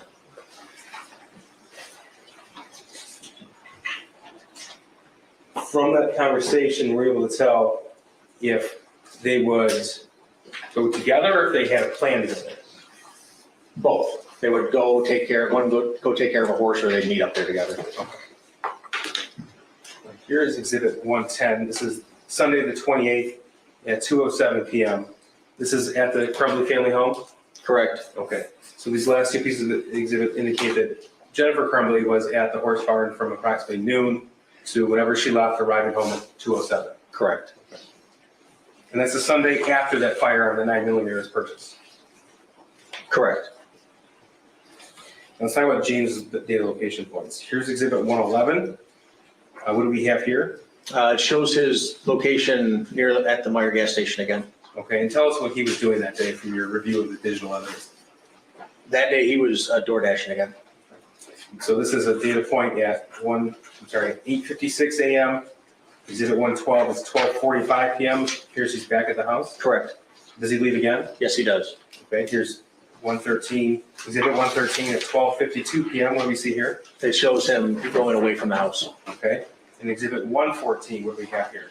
At 5:13 p.m., he's back at the house. Okay, so all this tells you that James left at 8:56 a.m., returned at 12:45 p.m. He left again 7 minutes later and returned 5:33 p.m. That's correct. Okay. Now we're gonna move on to Monday, the next day, Monday, November the 29th. I'm gonna talk about a Facebook conversation between James and Jennifer Crumbley from that day. So this is Exhibit 115. Jennifer Crumbley at 8:23 a.m. on Monday, November the 29th. Are you at the barn? And then follow up with just a question mark at 9:02 a.m. Is that right? Correct. Okay. So again, blue is Jennifer, green would be James. James. Yes, sir. Okay. When you mentioned like those 86 times you talked about the barn, is this what you were referring to? Yes, it was. Or is this a portion of what you were referring to? Correct. James's response was what at 9:05 a.m.? Working on Billy. Okay. And did you come? Who's Billy? Did you? It was one of the horses. All right. This is also part of 115. What did James send to Jennifer? He sent a photo. It's the horse's legs. Okay. And Jennifer's response? Do the fronts too. So that's 9:21 a.m. on Monday, November the 29th. What did Jennifer write to James after that? She asked him, "Did you call the vet yet?" And then tells him, "Make sure you get back in between his heel balls." And James's response was, "I did." At 9:34, then fronts too, right after. Correct. And James wrote what at 9:35? He says, "What exactly should I tell the vet? Type out for me, leaving the barn now." Okay. And Jennifer's response was what? Billy looks to have scratches / mud fever. He's starting to stock up on all fours and concerned about infection. He's not lame, sensitive to the touch, and they go down when he moves. Is there an antibiotic I can get him on? We just put Desitin, an antibacterial, on his legs today. Okay. And then she wrote what? She asked, was he stocked up this morning? Okay. So that was 9:41 a.m. Correct. And James's response at 9:43? He responds back with, he was stocked up more in the back than in the front. In fact, the front didn't really look stocked up at all, so I launched them for a few minutes before. I put the stuff on it, and it took the swelling down a little bit, but I got that cream all over, in between his heel bulbs and stuff like that. I'll call the vet here in a minute. Okay. And then you wrote, talk to text FYI, so I have no idea what I really just said. Yes. Jennifer, it made sense, LOL at 9:58, and then James's response at 9:59. James responds with, I just talked to the vet, Carrie. Said she's going to talk to the vet once one of them get back in, and she will give me a call back. I explained everything exactly how you wrote it down. Good thing you wrote it down like that, LOL, for me. Okay. And her response was, okay, good, LOL. Correct. Okay, so this conversation regarding the barn and the vet started at 8:23 a.m. and it went until 10:15 a.m. Correct. Okay. Did you come to learn if a message was left for Jennifer Crumbley while this conversation was going on between James and Jennifer? Yes, there was. This is Exhibit 116. Ms. Williams, can we hear the volume up?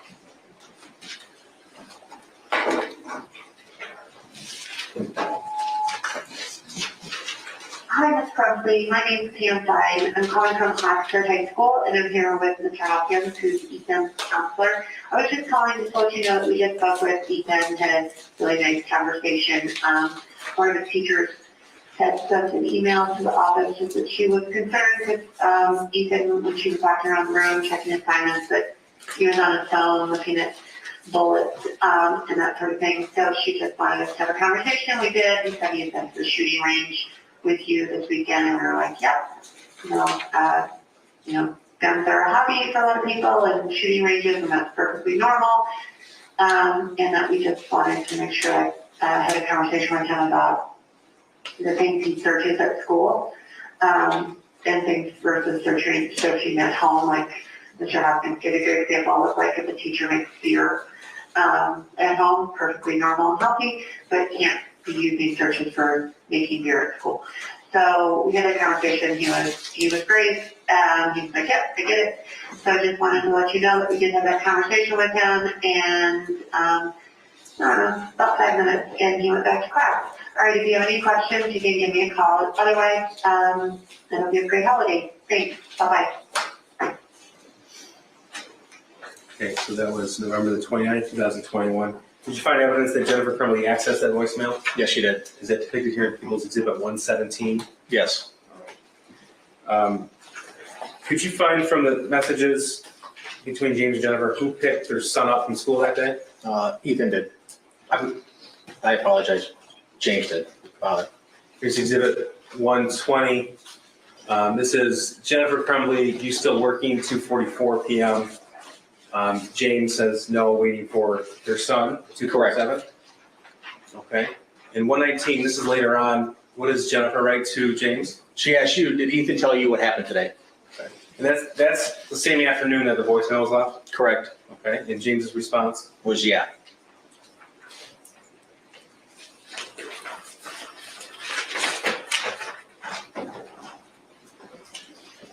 Now we're going to move on to November the 30th.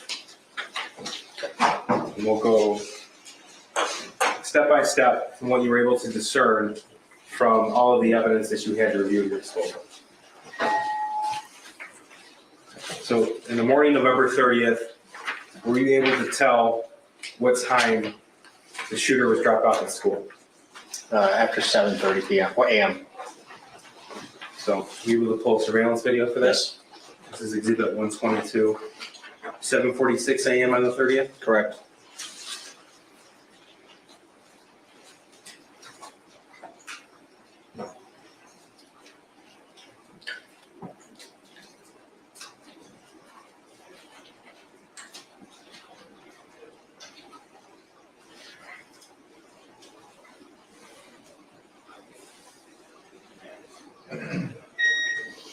Tell us when you recognize him, please. He got out of the car a second ago. He's the last one walking up. Right there? Yes. And he was dropped off by his father? Correct.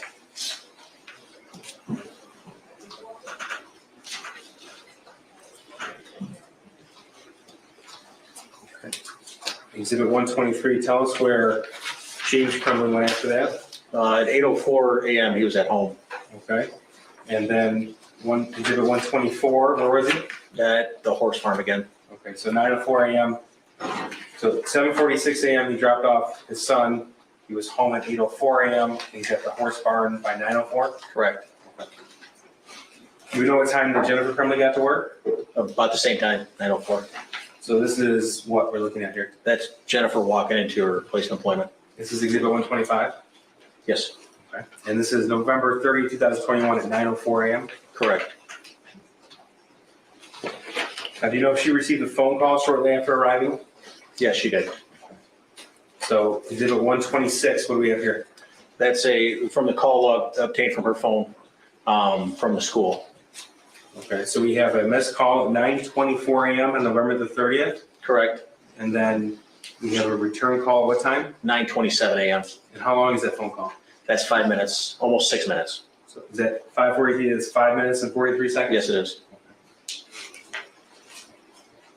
Now, next in the timeline, 9:31 a.m., what are we looking at here? That's the screenshot or a picture of a math sheet homework that the shooter had. Okay, so this was sent to whom? To Jennifer. To Jennifer Crumbley? Yes. Exhibit 128, what's this? That's the full-size image of it, of the math sheet. So did you come to learn there were actually 2 different math worksheets? Yes, Okay, and this would be referred to as the altered one? correct, it is.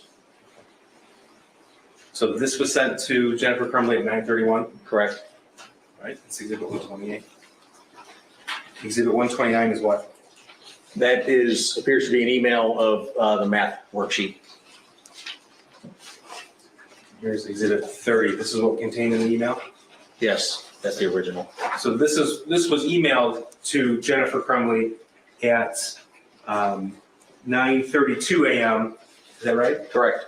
And the scratched out version was texted to her at 9:31 a.m. Correct. Okay. Now this is exhibit 131. This is at 9:33 a.m. So this is 1 minute after that original drawing was sent to Jennifer Crumbley. What are we looking at? Jennifer telling James, call now, emergency. Okay. And then she says again, emergency, 2 minutes later. And then at 9:38 a.m., what does she send? She sends the two pictures of the math worksheet. So the one that's scratched out in the original, the correct that were sent to Jennifer? Yes. And James's response at 9:44 a.m. James responds with, my God, WTF. And then what? Vet not here yet. It's McElmurray for Kira's horse, still waiting on vet. Okay. So we saw earlier that his location indicated he was at the barn by at least 9:04 a.m. Correct. Okay. And this was at 9:45 a.m. Correct. And what did Jennifer write? Responds back with, he said he was distraught about last night. James? James says, we talked about it this morning. Then he asked, you talked to him, question mark. And what did Jennifer respond? Responds with, can you call? That's 9:57 a.m. Correct. Okay. And what does Jennifer write at 10:04 a.m.?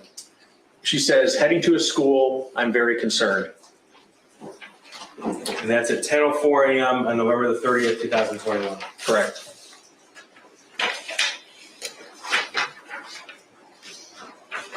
Did you learn that they both arrived at Oxford High School? Yes, they did. And did you learn approximately the time they arrived there? Yes. What time is that? About 10:30, 10:36. This is exhibit 132, 9:36 a.m. You see James' location history that's still at the barn. Correct. Okay. And 134, this is the same surveillance footage that we saw Jennifer Crumbley arriving at work at 9:04 a.m. This is at 10:06 a.m. Correct. Okay. And this is consistent with what we just saw in those Facebook messages when she wrote heading to school. Correct. This is exhibit 126. What do we see here? It's a call to the school, to the counselor from Jennifer. Okay, so she left at 10:04, then at 10:07, she called the same counselor who called her. Correct. And exhibit 131 headed to a school at 10:12. So that would be the timeline for that period of the day. Correct.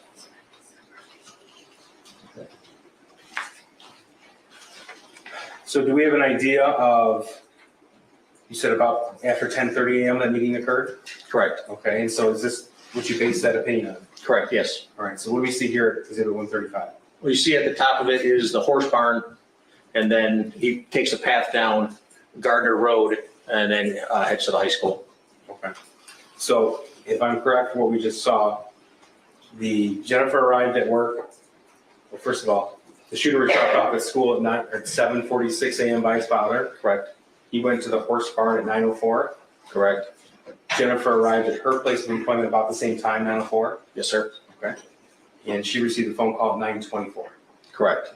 Then we saw the messages sent from her counselor, and the phone call from her counselor, and the messages thereafter with those two drawings. Yes, sir. And then the Facebook messages, it's directly after to James with those two drawings. Correct. Okay. And this shows when he left the horse barn and about the time he arrived at Oxford High School. Correct.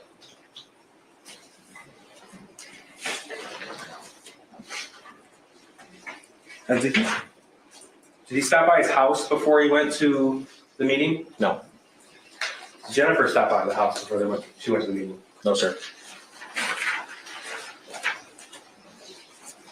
Did they go in one car or separate cars? They were in separate cars. Okay. Now, we had discussed this particular aspect of the case in a separate hearing some time ago, and there was an original belief that they arrived in one car.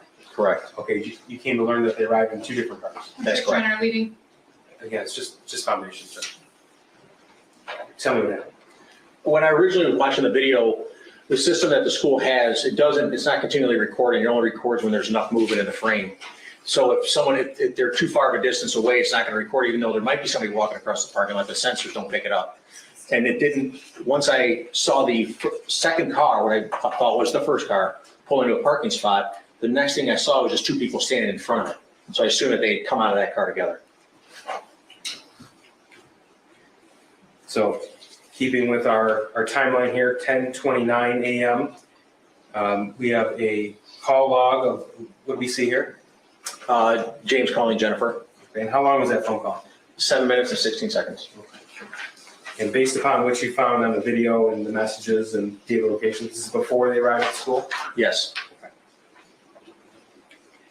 Now, you were able to pull the surveillance footage of both vehicles arriving and their movements while inside the Oxford High School, at least that were contained on surveillance video, is that right? Correct. Okay, so this is exhibit 137.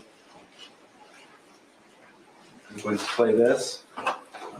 And just so we know, at the bottom of the screen here, we have a description of the camera, what it's looking at with the time. Correct. So this is 10:36 a.m. on November the 30th, 2021. Correct. Okay.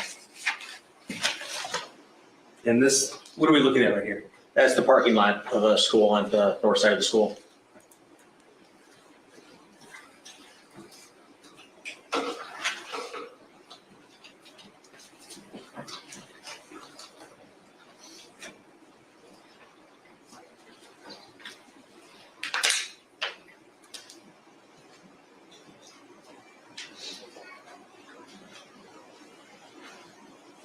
And sir, whatever you're able to, give us some context of what we're looking at. I come to find out that that's Jennifer pulling up right there in that car. Okay. And then there's James and Jennifer walking up to the school. Right here? Yes.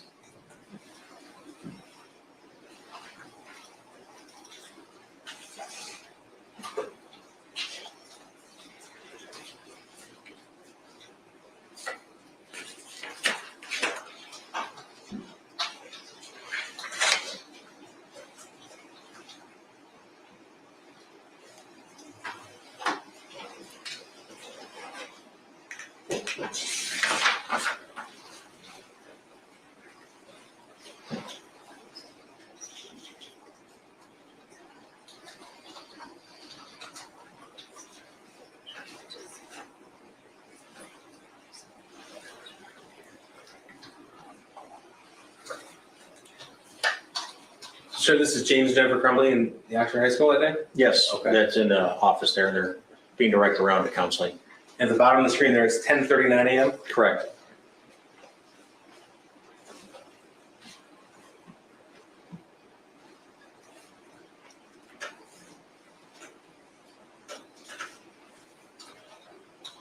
So it just might actually be a good time for a short break if the court is inclined to take one. You want to break this thing? That's fine, Your Honor. All right, so I'm going to let you sit down, you can't discuss your testimony or anything, all right? So just about a 10-minute break, okay? All rise for the jury.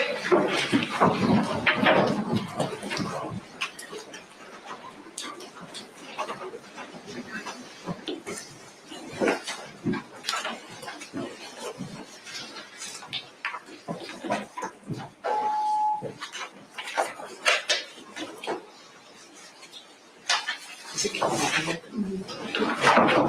Is it like- It's- We're gonna finish that because I'm a bit crazy hot. He made this, right, so by about 3 o'clock, we're gonna walk out. Thank you, Judge. Thank you, Ryan.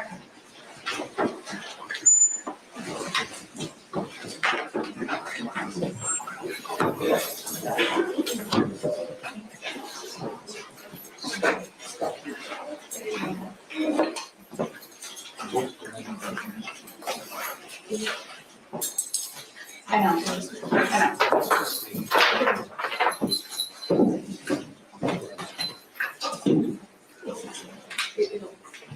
I know. Yes.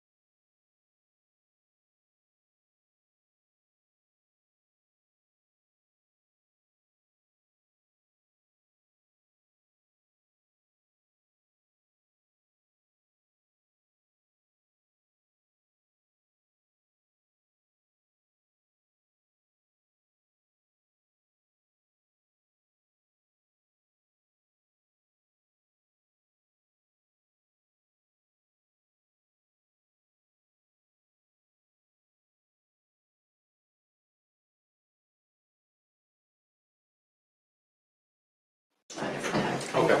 I remember. Thank you.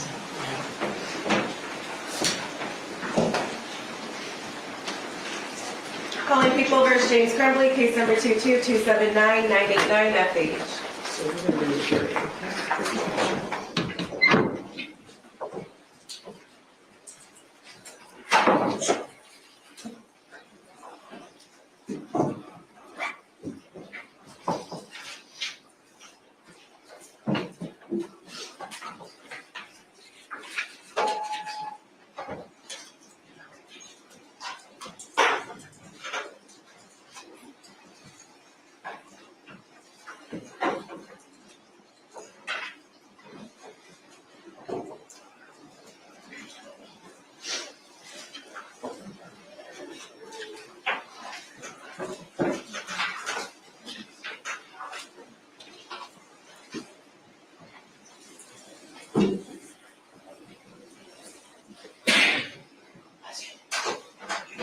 All rise for the jury.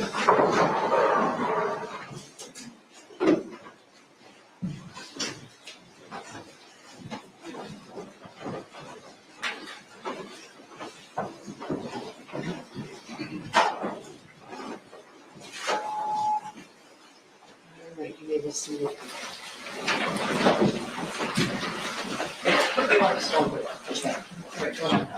Thank you. Okay, so we were on November the 30th, 2021. This is at 10:39 in the morning, and you identified both James and Jennifer Crumbley in Oxford High School. Correct. Okay. So this was a surveillance video pulled from that day and that time? That's correct. Okay.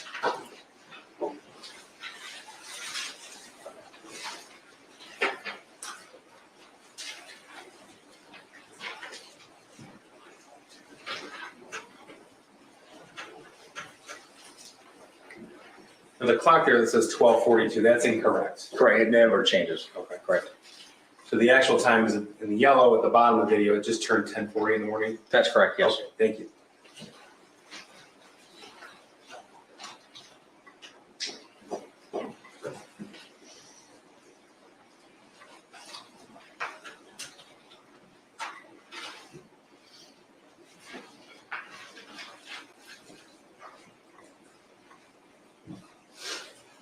Did you come to learn who this person was that greeted James and Jennifer Crumbley? Yeah, it's a school counselor. Okay.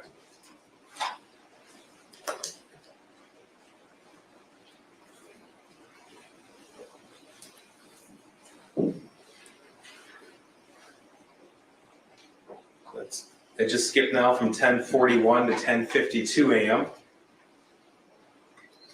Same view, same exhibit. Who do we see leaving the office? That's the shooter. And that's 10:52 a.m. Correct.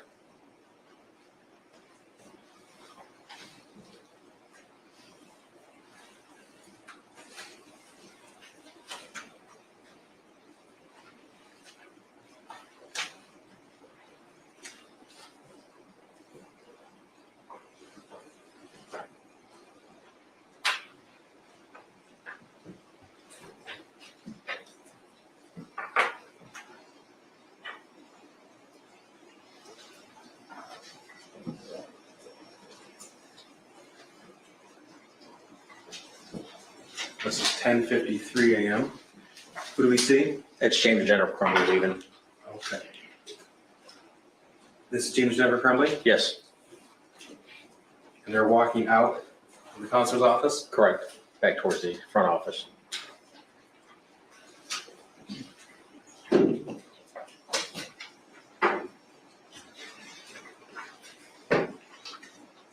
At one point in time, James Crumbley was holding a white piece of paper. Now it appears Jennifer Crumbley is holding that. Is that right? That's correct, yes. Okay. And he just took it back from her? Correct, he did. So they leave the building 10:54 a.m. on November the 30th. Correct.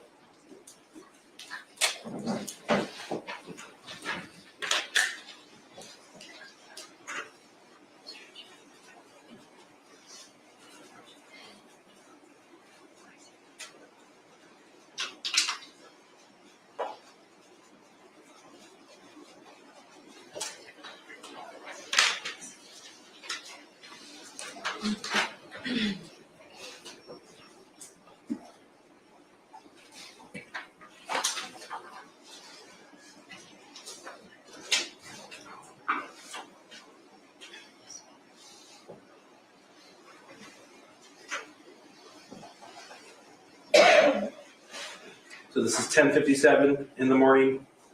Correct. And let me know when you see James Crumbley's vehicle leaving. Here it starts right there. Okay. It turns to its left.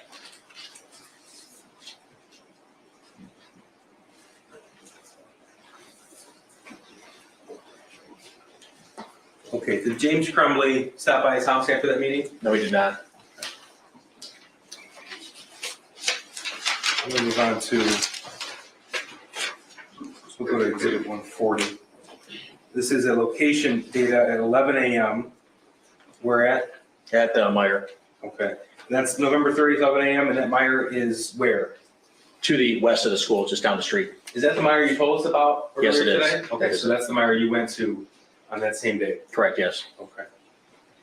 And do you know what he does there? I know he sits there for a while, for a little bit. I think he starts door dashing. Did he log on to DoorDash yet at that point? Yes, Here's 141. This is 11:24 a.m. And this is the same surveillance footage of Jennifer Crumbley's employer. correct, coming back to work. So she's back to work at 11:24 now. Correct. Okay, so this is exhibit 142. I'm gonna go to a Zoom version here. This is November the 30th. This is the DoorDash search warrant return. Correct. Okay, so you can, I'm sorry? Part of it, I'm sorry, yes. Okay, and so this is just depicting the November the 30th date. Correct, yes. Days. Okay. And so he logged on to DoorDash at what time? 11. Okay, so Yeah. that's the time he actually logged on, Correct. correct? Okay, so going back to this version on exhibit 142, there are no logons prior to 11 a.m. that day. That's correct. Okay. All right, and in fact, we see his first message was 11 a.m. Correct. Exhibit 80, exhibit 143. Now, the time here at the top corner, that's 11 a.m. to 11:19 a.m. And this is a map that's been created that depicts DoorDash pickups. Is that right? Correct. Pickup and The delivery? route he took, yes. Okay. And if you refer back to that DoorDash search warrant return, exhibit 142, you were able to tell that he had 4 different orders that morning until the shooting? That's correct. Okay. So this location history depicts what? Again, that's the path from the Google search warrant return we used to follow the path down to where he picked it up to where he dropped it off. Okay. And at any point, did he stop by his house? No, he did not. This is 11:19. That's when he got his second delivery? Correct. Okay. And exhibit 44, 11:19 to 11:46. What do you see here? It shows where his first drop off was to where the second pickup was. Okay. And then where he dropped it off. Did he stop by his house then? No, he did not. Next DoorDash order is 11:58 a.m. Correct. Exhibit 145 here. This is the GPS locations. Yes, it is from Google, yes. What do we see here? His second drop off in the bottom part of the picture to where he went back up to the Meyer at the top side of the picture and dropped it off. Did he ever stop by his house? No, he did not. This is 12:51 for a DoorDash order, November the 30th. 12:51, that's what you told us was when the shooting started. Yes. Exhibit 146, what do we see? Where his third drop off was at the bottom of the picture and the pickup end of the fourth trip to the drop off of the fourth trip. Did he ever stop by his house? No, he did not. Now, what's the first relevant events in either James or Jennifer's devices after the shooting occurred at 12:51? an email was sent out. Okay, this is exhibit 141, or a portion of it. This is what? That's the email header from the Oxford Community Schools at 1:09 PM. Your Honor, I believe this is exhibit 147. Oh, what did I say? I'm sorry. It's like 147. Thank you, 147. So this email was found from a search warrant return on James Crumbley's email? Correct. Okay. And it was sent from Oxford Community Schools to james_crumbley@yahoo.com. That's correct. Subject line was active emergency at OHS. Correct. Okay. And this was at 1:09 and 52 seconds in the afternoon. Correct. Okay. Now, were you able to tell from his data locations where he was when he received the email? He was he was going to the Meyer, yes. Okay, so this is 1:11 p.m. So 1:11:38 seconds, about a minute and a half later, his GPS pinged at that same Meyer that you went to? Correct. Okay. That's exhibit 148. Now, after that email was received at about 1:09, 1:10 p.m., who did he call? He called Ethan. Okay. He called the shooter, Yes, the shooter. and that was at 1:13 p.m. Correct. And at 1:17 p.m., he tried to call him again. Correct, he did. Okay. Neither phone call went through, is that right? That's correct. It's exhibit 136. Does he leave the Meyer parking lot? He does for a little bit, yes. Okay. So at 1:17 p.m., we see a lot of different green dots here. Is this the first data location that shows that he left the Meyer parking Yes, lot? it is. So that was after he received the email and after he called the son twice? Correct. Okay. That's exhibit 149. And does he call anybody else at that point in time? Yes, 1:15? he tries calling Jennifer. Okay. That's exhibit 136. And do we know Jennifer left her work that day? That's correct, she did. Okay, I'm just gonna show a clip here. This is exhibit 150 at 1:18 p.m. So this is after he had that 57-second phone call with Jennifer. Correct.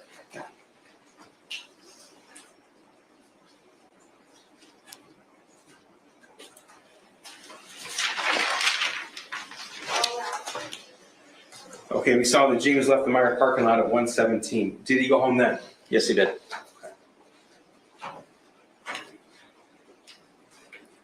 Now, first, did he receive a phone call from Jennifer? Yes, he did. Okay, so this is 1:19 p.m. and how long was this phone call? 10 minutes and 19 seconds. Exhibit 151 is GPS location from 1:20 in the afternoon, November the 30th? Correct. Okay, so that's right after he received that phone call from Jennifer Crumbley? That's correct. Okay, and this indicates that he was at the home. On East Street, yes. Now, at this time, do we know if Jennifer was on the move? Yes, she was. Okay, but she wasn't home yet. She wasn't home yet? No, she was not. All right, so this is exhibit 152. Where is she at from 1:18 to 1:20 p.m.? That's her employer. She, Square Lake and Telegraph, south of here.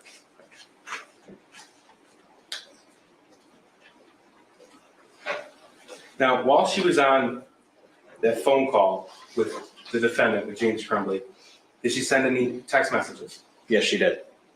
This is exhibit 133. What did Jennifer Crumbley write to Andrew Smith? First of all, did you learn who Andrew Smith was? Yes, I did. Who's that? That was her boss at work. So this is at 1:23 p.m. According to the records that you reviewed. Was she still on the phone with James Crumbley? Yes, she was. What did she write her boss? She said, "The gun is gone and so are the bullets." He replies with, "I'm praying everything is okay." She says, "OMG, oh my God, Andy, he's going to kill himself. He must be the shooter." Okay. And that was 1:23 in the afternoon on November 30th. Correct. Now, did the defendant receive another phone call from his wife after they hung up from that 10-minute phone call? Yes. Okay. Going back to the phone log. This is at 1:30 in the afternoon. It looks like a 3-minute phone call between the two. Correct. Now, this was at 1:30 p.m. with a 3-minute phone call, so it lasted about 1:33 in the afternoon. Correct. What did James Crumbley do after he hung up with his wife? He called 911. This is exhibit 154.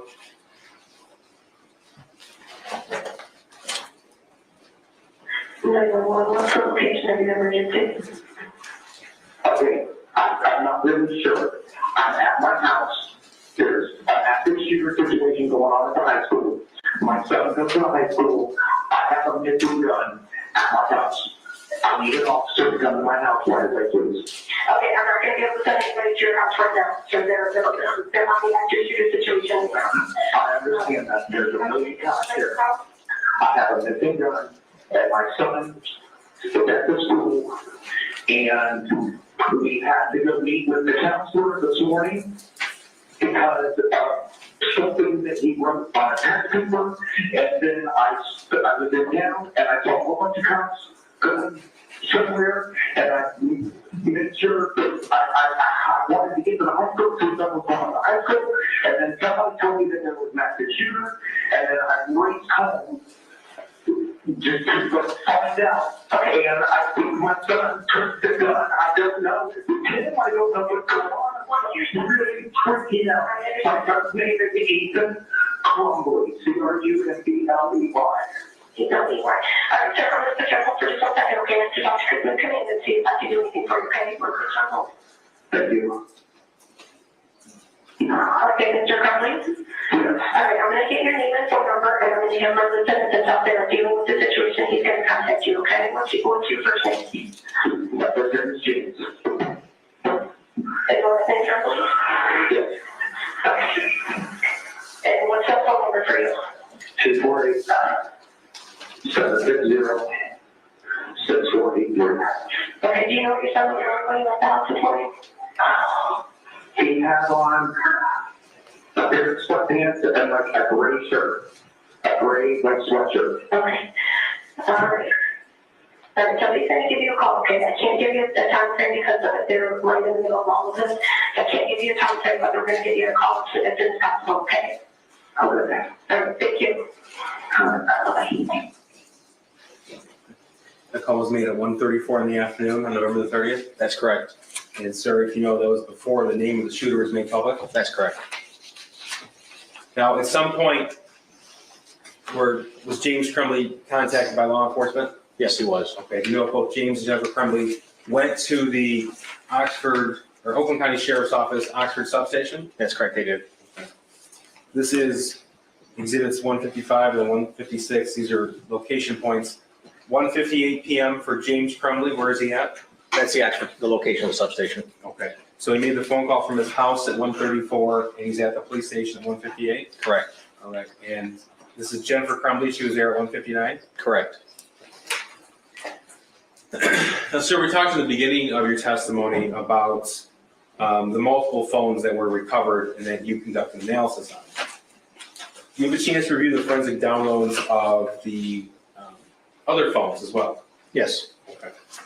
Now, during the course of your forensic investigation, did you find that on a phone associated with Jennifer Crumbley, what we refer to as a burner phone, and an alarm set for December the 4th, 2021?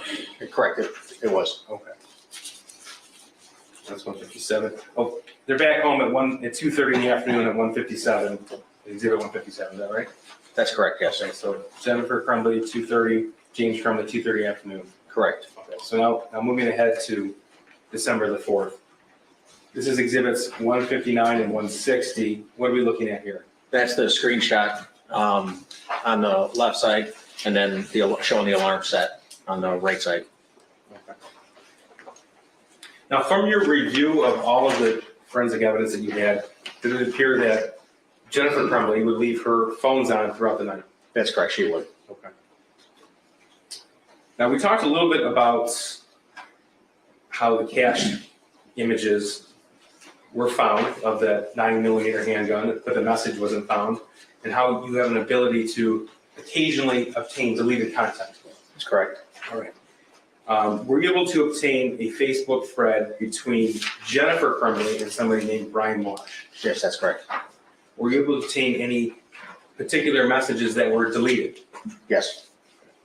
I'm going to show you exhibit 161 and 162. These have been admitted. 161, what are we looking at here? The first box indicates that the message was unsent. The second one from Jennifer Crumbley is, "We're on the run again. Helicopters not sure where to message you," on December 2nd at 1:31. When you say unsent, why is this significant to you? It says she recalled the message back. And this is from a Facebook message? Yes, Okay, so this is after the shooting. This is Thursday, December the 2nd, 2021. And she wrote, "We're on the run again. Helicopter's not sure where I'll message you." correct. Exhibit 162, later on Thursday, December the 2nd, 2021. Did you find another deleted message? Yes, And tell us what that is, please. the original message was, "We're fucked," and then that was also unsent. And because it says you unsent a message in the red X, does that indicate to you that it was deleted? Correct. Now, sir, you reviewed all of the defendant's phone call history. Is that correct? Correct. At any point from the time that James Crumbley left that piece of paper on November the 30th, 2021, to the time the shooting occurred, at any point in time, did he call any doctor, hospital, or medical provider? There was no indication of that, no. Now, you reviewed his entire web history as well, James Crumbley's. At any point, did you see him researching 9mm handguns? No. So the screenshot that was on his phone that was deleted, that was sent from his son to him on November the 8th. That's correct. Now, earlier, you described the video that you put together of the shooting. Yes. And you spent, I asked you earlier, and I think your response was too many as far as hours. Could you, for context though, to lay a foundation for the jury, could you give us an idea of how much time you actually devoted to this? To that particular video? Yes. Oh, Your Honor, I'm gonna object 40 to 50 relevance. hours. I'm sorry, I'm gonna object to relevance. Judge, the jury's gonna see the actual video in a few days. This witness was the individual to put over 100 camera angles together. To do that, he had to watch an awful lot of footage, and he also had to parse out certain activities of students before, during, and after the shooting. The video itself is synced together. There's portions where it skips, and we have to explain why. There's no sound in the video. Okay, well, you can ask him that then. No, definitely ask him that. Why, it's not one complete video going from beginning to end. No, Like, it's not, a series of different camera angles. okay. Okay. So it's follows the shooter's movements? From the different cameras, correct. Okay. But you also had to aid in the identification of the victims? Yes, I did. Okay. But how is it that you did that? By where they were Your Honor, I'm standing and gonna object to this as well. I don't know how this is relevant either. Judge, this is a homicide case. Well, it is a homicide case, I'm not aware. Thank you. Go ahead. by where they were standing, I was asked what they were doing just prior to the shooting, the victims were. So how are you to put that together though? I don't understand what you mean. How is it that you use that information to help identify the other investigators who was who? Let me ask you, did you learn what certain individuals were doing directly before the shooting? Yes, Okay. yes, And the group of students you identified as Hannah, Kylie, and Riley, did you know what they were doing? yeah, they were just standing there dancing and laughing at up here and joking. I think you have that correct. Can we refresh your? Sure. Microphone, Your Honor? Yeah, could you guys turn the mic on?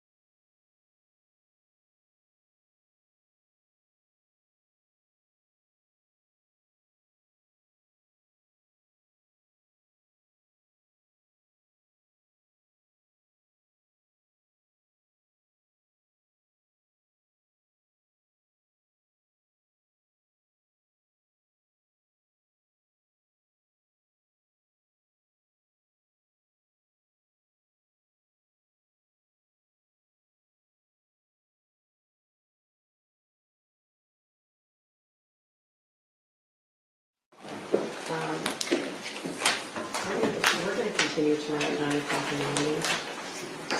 The reasons I'll explain to you more later when we meet. Much like I said at lunchtime, you cannot discuss your testimony with anyone because you're in the middle of testifying right now. So I'm gonna have you come back in about 8:45 tomorrow. We'll start right at 9:00 tomorrow morning, cross-examination. All right, so you can start now.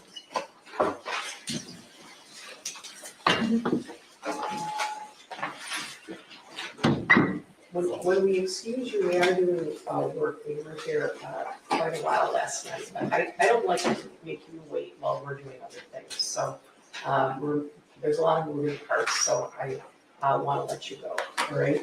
I need to tell you that during the trial, you should not read, listen to, or watch any news reports about the case. Under the law, the evidence you consider to decide the case must meet certain standards. For example, witnesses must swear to tell the truth, and the lawyers must be able to cross-examine them. Because news reports do not have to meet these standards, they could give you incorrect or misleading information that might unfairly favor one side. So to be fair to both sides, you must follow this instruction. Do not go on social media, do not post, don't do research, don't discuss the case with anyone. We're gonna start up at 9:00 tomorrow morning. Does anybody have any questions about the schedule or anything in general? Well, we'll start at 9, 5 to 9. I'll. Not either. No, but we'll start at 9, so you guys are really good today about coming on time, I appreciate that, so. Sometimes it'll be when it's set the camera up and there's all, I'm here, but we're moving a lot of people around, all right? So, and the court, and we have to go through security, there's all those things, so it takes some time. So we'll go all day tomorrow, we're making really good time, I can tell you that. Anybody have any other questions about the schedule? Any other questions about the schedule? Oh, I forgot to order you to stay healthy, right? Alright, and we'll start up again tomorrow night, all right? All rise for the jury.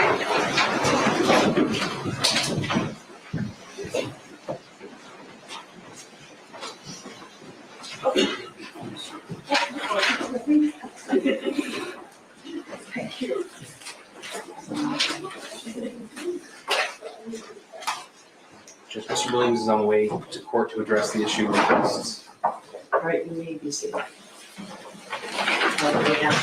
Yeah. Oh yeah, they can go, I'm not the jurors though. Thank okay? you.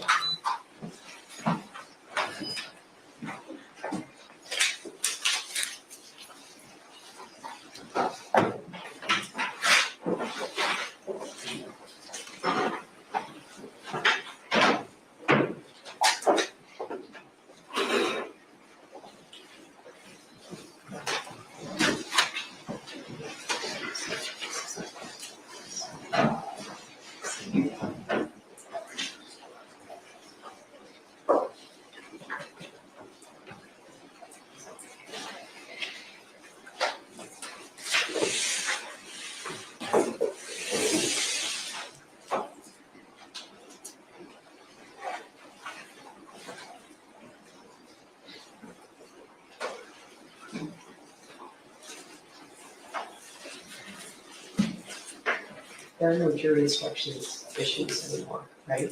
No, we agreed a few months ago, Judge. Yes.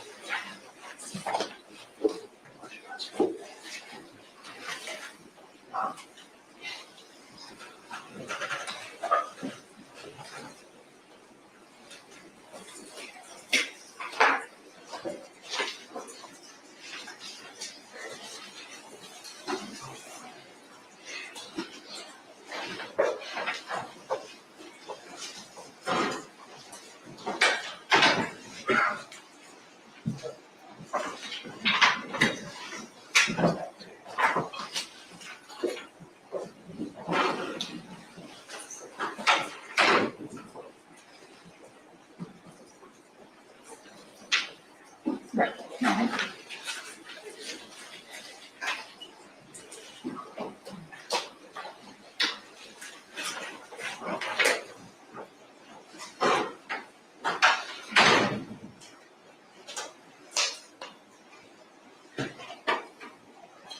Mm-mm. Mhm.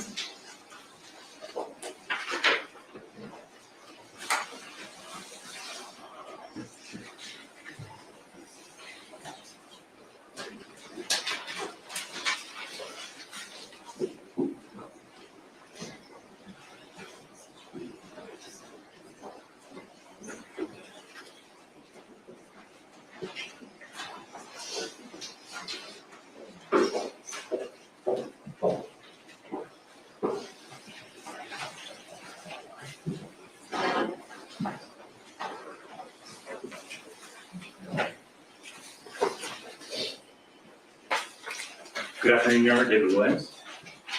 Good afternoon. Would we call this a motion? Is that? Judge, I think it is. It's an oral motion. Your Honor, before we get started, I'm just going to place my objection on the record that this is being handled. That this is being handled? Yes, especially in front of the media in the middle of a trial, when this is obviously very likely going to be put out in the public, Your Honor. Well, I do have a concern about that. Judge, I was not certainly asking for it to be in front of the media, but I don't know how to make a record without that. Well, we've learned that. It's called 8.1 amendment. Madam Judge, Well, I guess I'm wondering, during the course of the trial, if there's any kind of stipulation that could be agreed to. certainly I'm happy to discuss what my request is, Judge.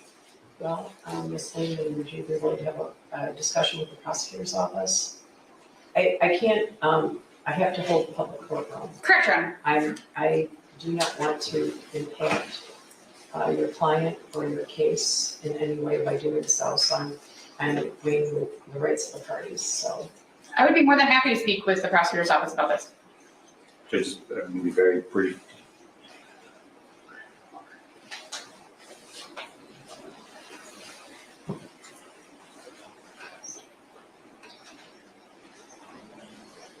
I think the situation could be temporarily taken care of with a stipulated order, but I don't know if that's satisfactory or not.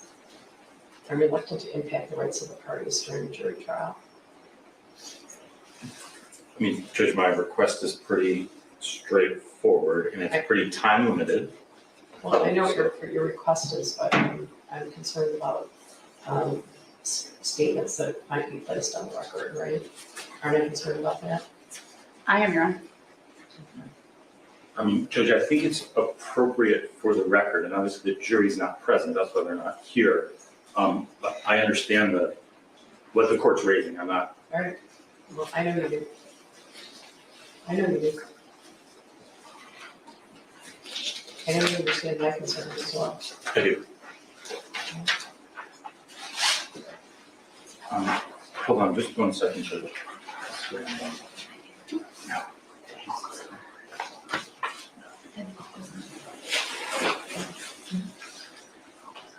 I'm asking if there's another method during the duration of the trial, which is next week or so. That's exactly it, Judge. Okay, so I'm asking if you and defense counsel I could provided enter a into draft, stipulation. a draft order, Judge. There was a draft order provided, Your Honor. It is not time specific. It appears to be kind of a blanket So, time period. Judge, I can set this for a motion, the second, there is the verdict, right? You Judge, could, Your Honor. in fact, Judge, I think we'd be willing to have the order expire by its own terms upon a verdict. We're just talking about during the pendency of the trial. Okay. If I'm shaking his head, I would like to.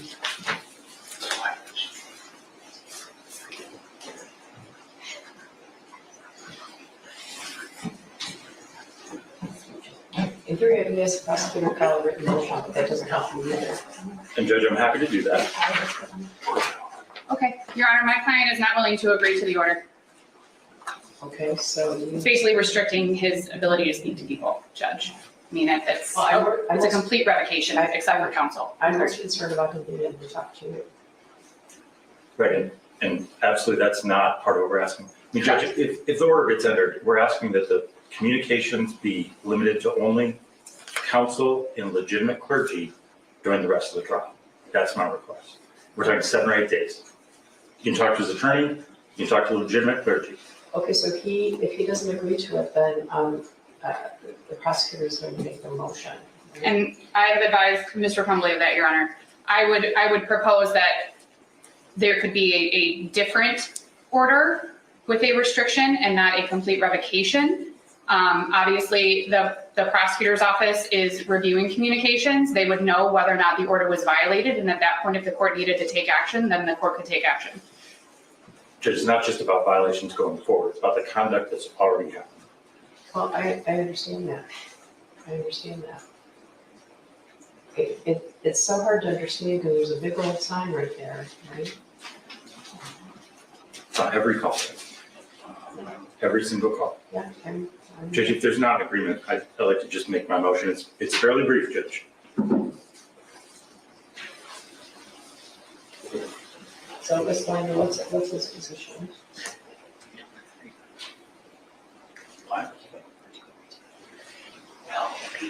Your Honor, he is not agreeing to the order. Okay, well, does he know that in 10 minutes, there's gonna be an article about it? Does he know that in 10, maybe 8? I can't, I'm not permitted to have a closed courtroom unless you're proceeding with a closed hearing under 8.119, and as I sit here right now, I don't know if this qualifies, so.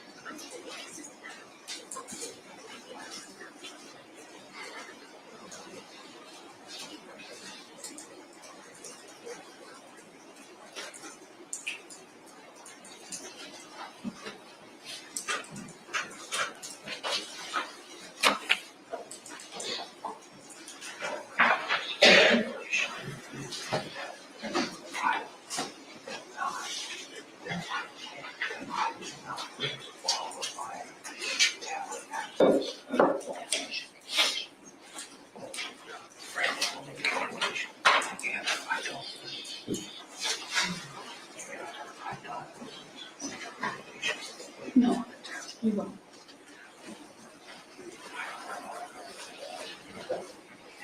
May I speak with Mr. Williams for 1 moment?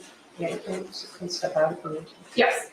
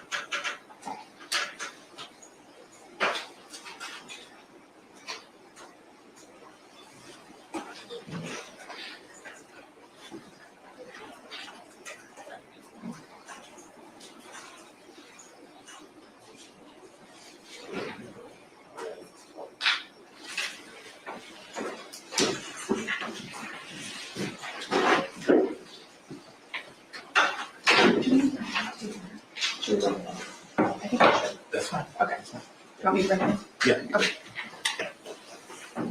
Judge, I think we've reached a resolution. That's good.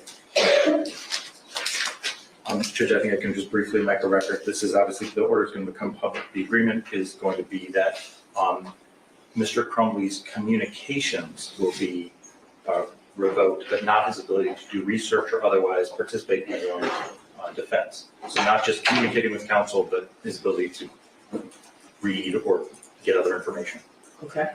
simply communication. And So- that's gonna be a stipulated order between you and Ms. Lehman, Correct. all right? And did you say that that order would expire upon a verdict? Yes, Judge. Okay. And And perhaps what- it should what go if there without isn't saying. one? What if there isn't one? Well, I think, Would you I like, mean, we can address it at the time. Okay. I think the issue is, once there's a verdict, a lot of the issues just fall away. okay, And Judge, it should go without saying, but I hope the court will encourage Mr. Crumbley that the conduct that got us here. I think I already did through his attorney. Okay, on several thank you. occasions, both in private meetings that we conducted. When I say private, I mean with both the prosecution and the defense. And for the record, I've also addressed you, Your Honor. I know you did. So. I gave out free legal advice, Mr. Williams. So someone can take it or not take it, right? So I'll sign the stipulated order. I didn't sign it.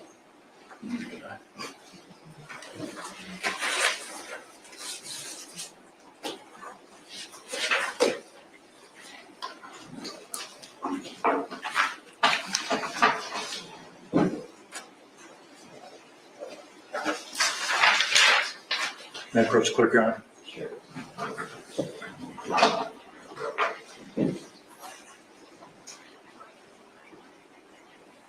All right, my staff is going to e-file the order, all right? Thank you, Your Honor. Thank you, Your Honor. Isn't Judy one? All right, so we'll start right at 9 o'clock tomorrow with your cross. Thank you, Your Honor. Thank you. Thank you. All right.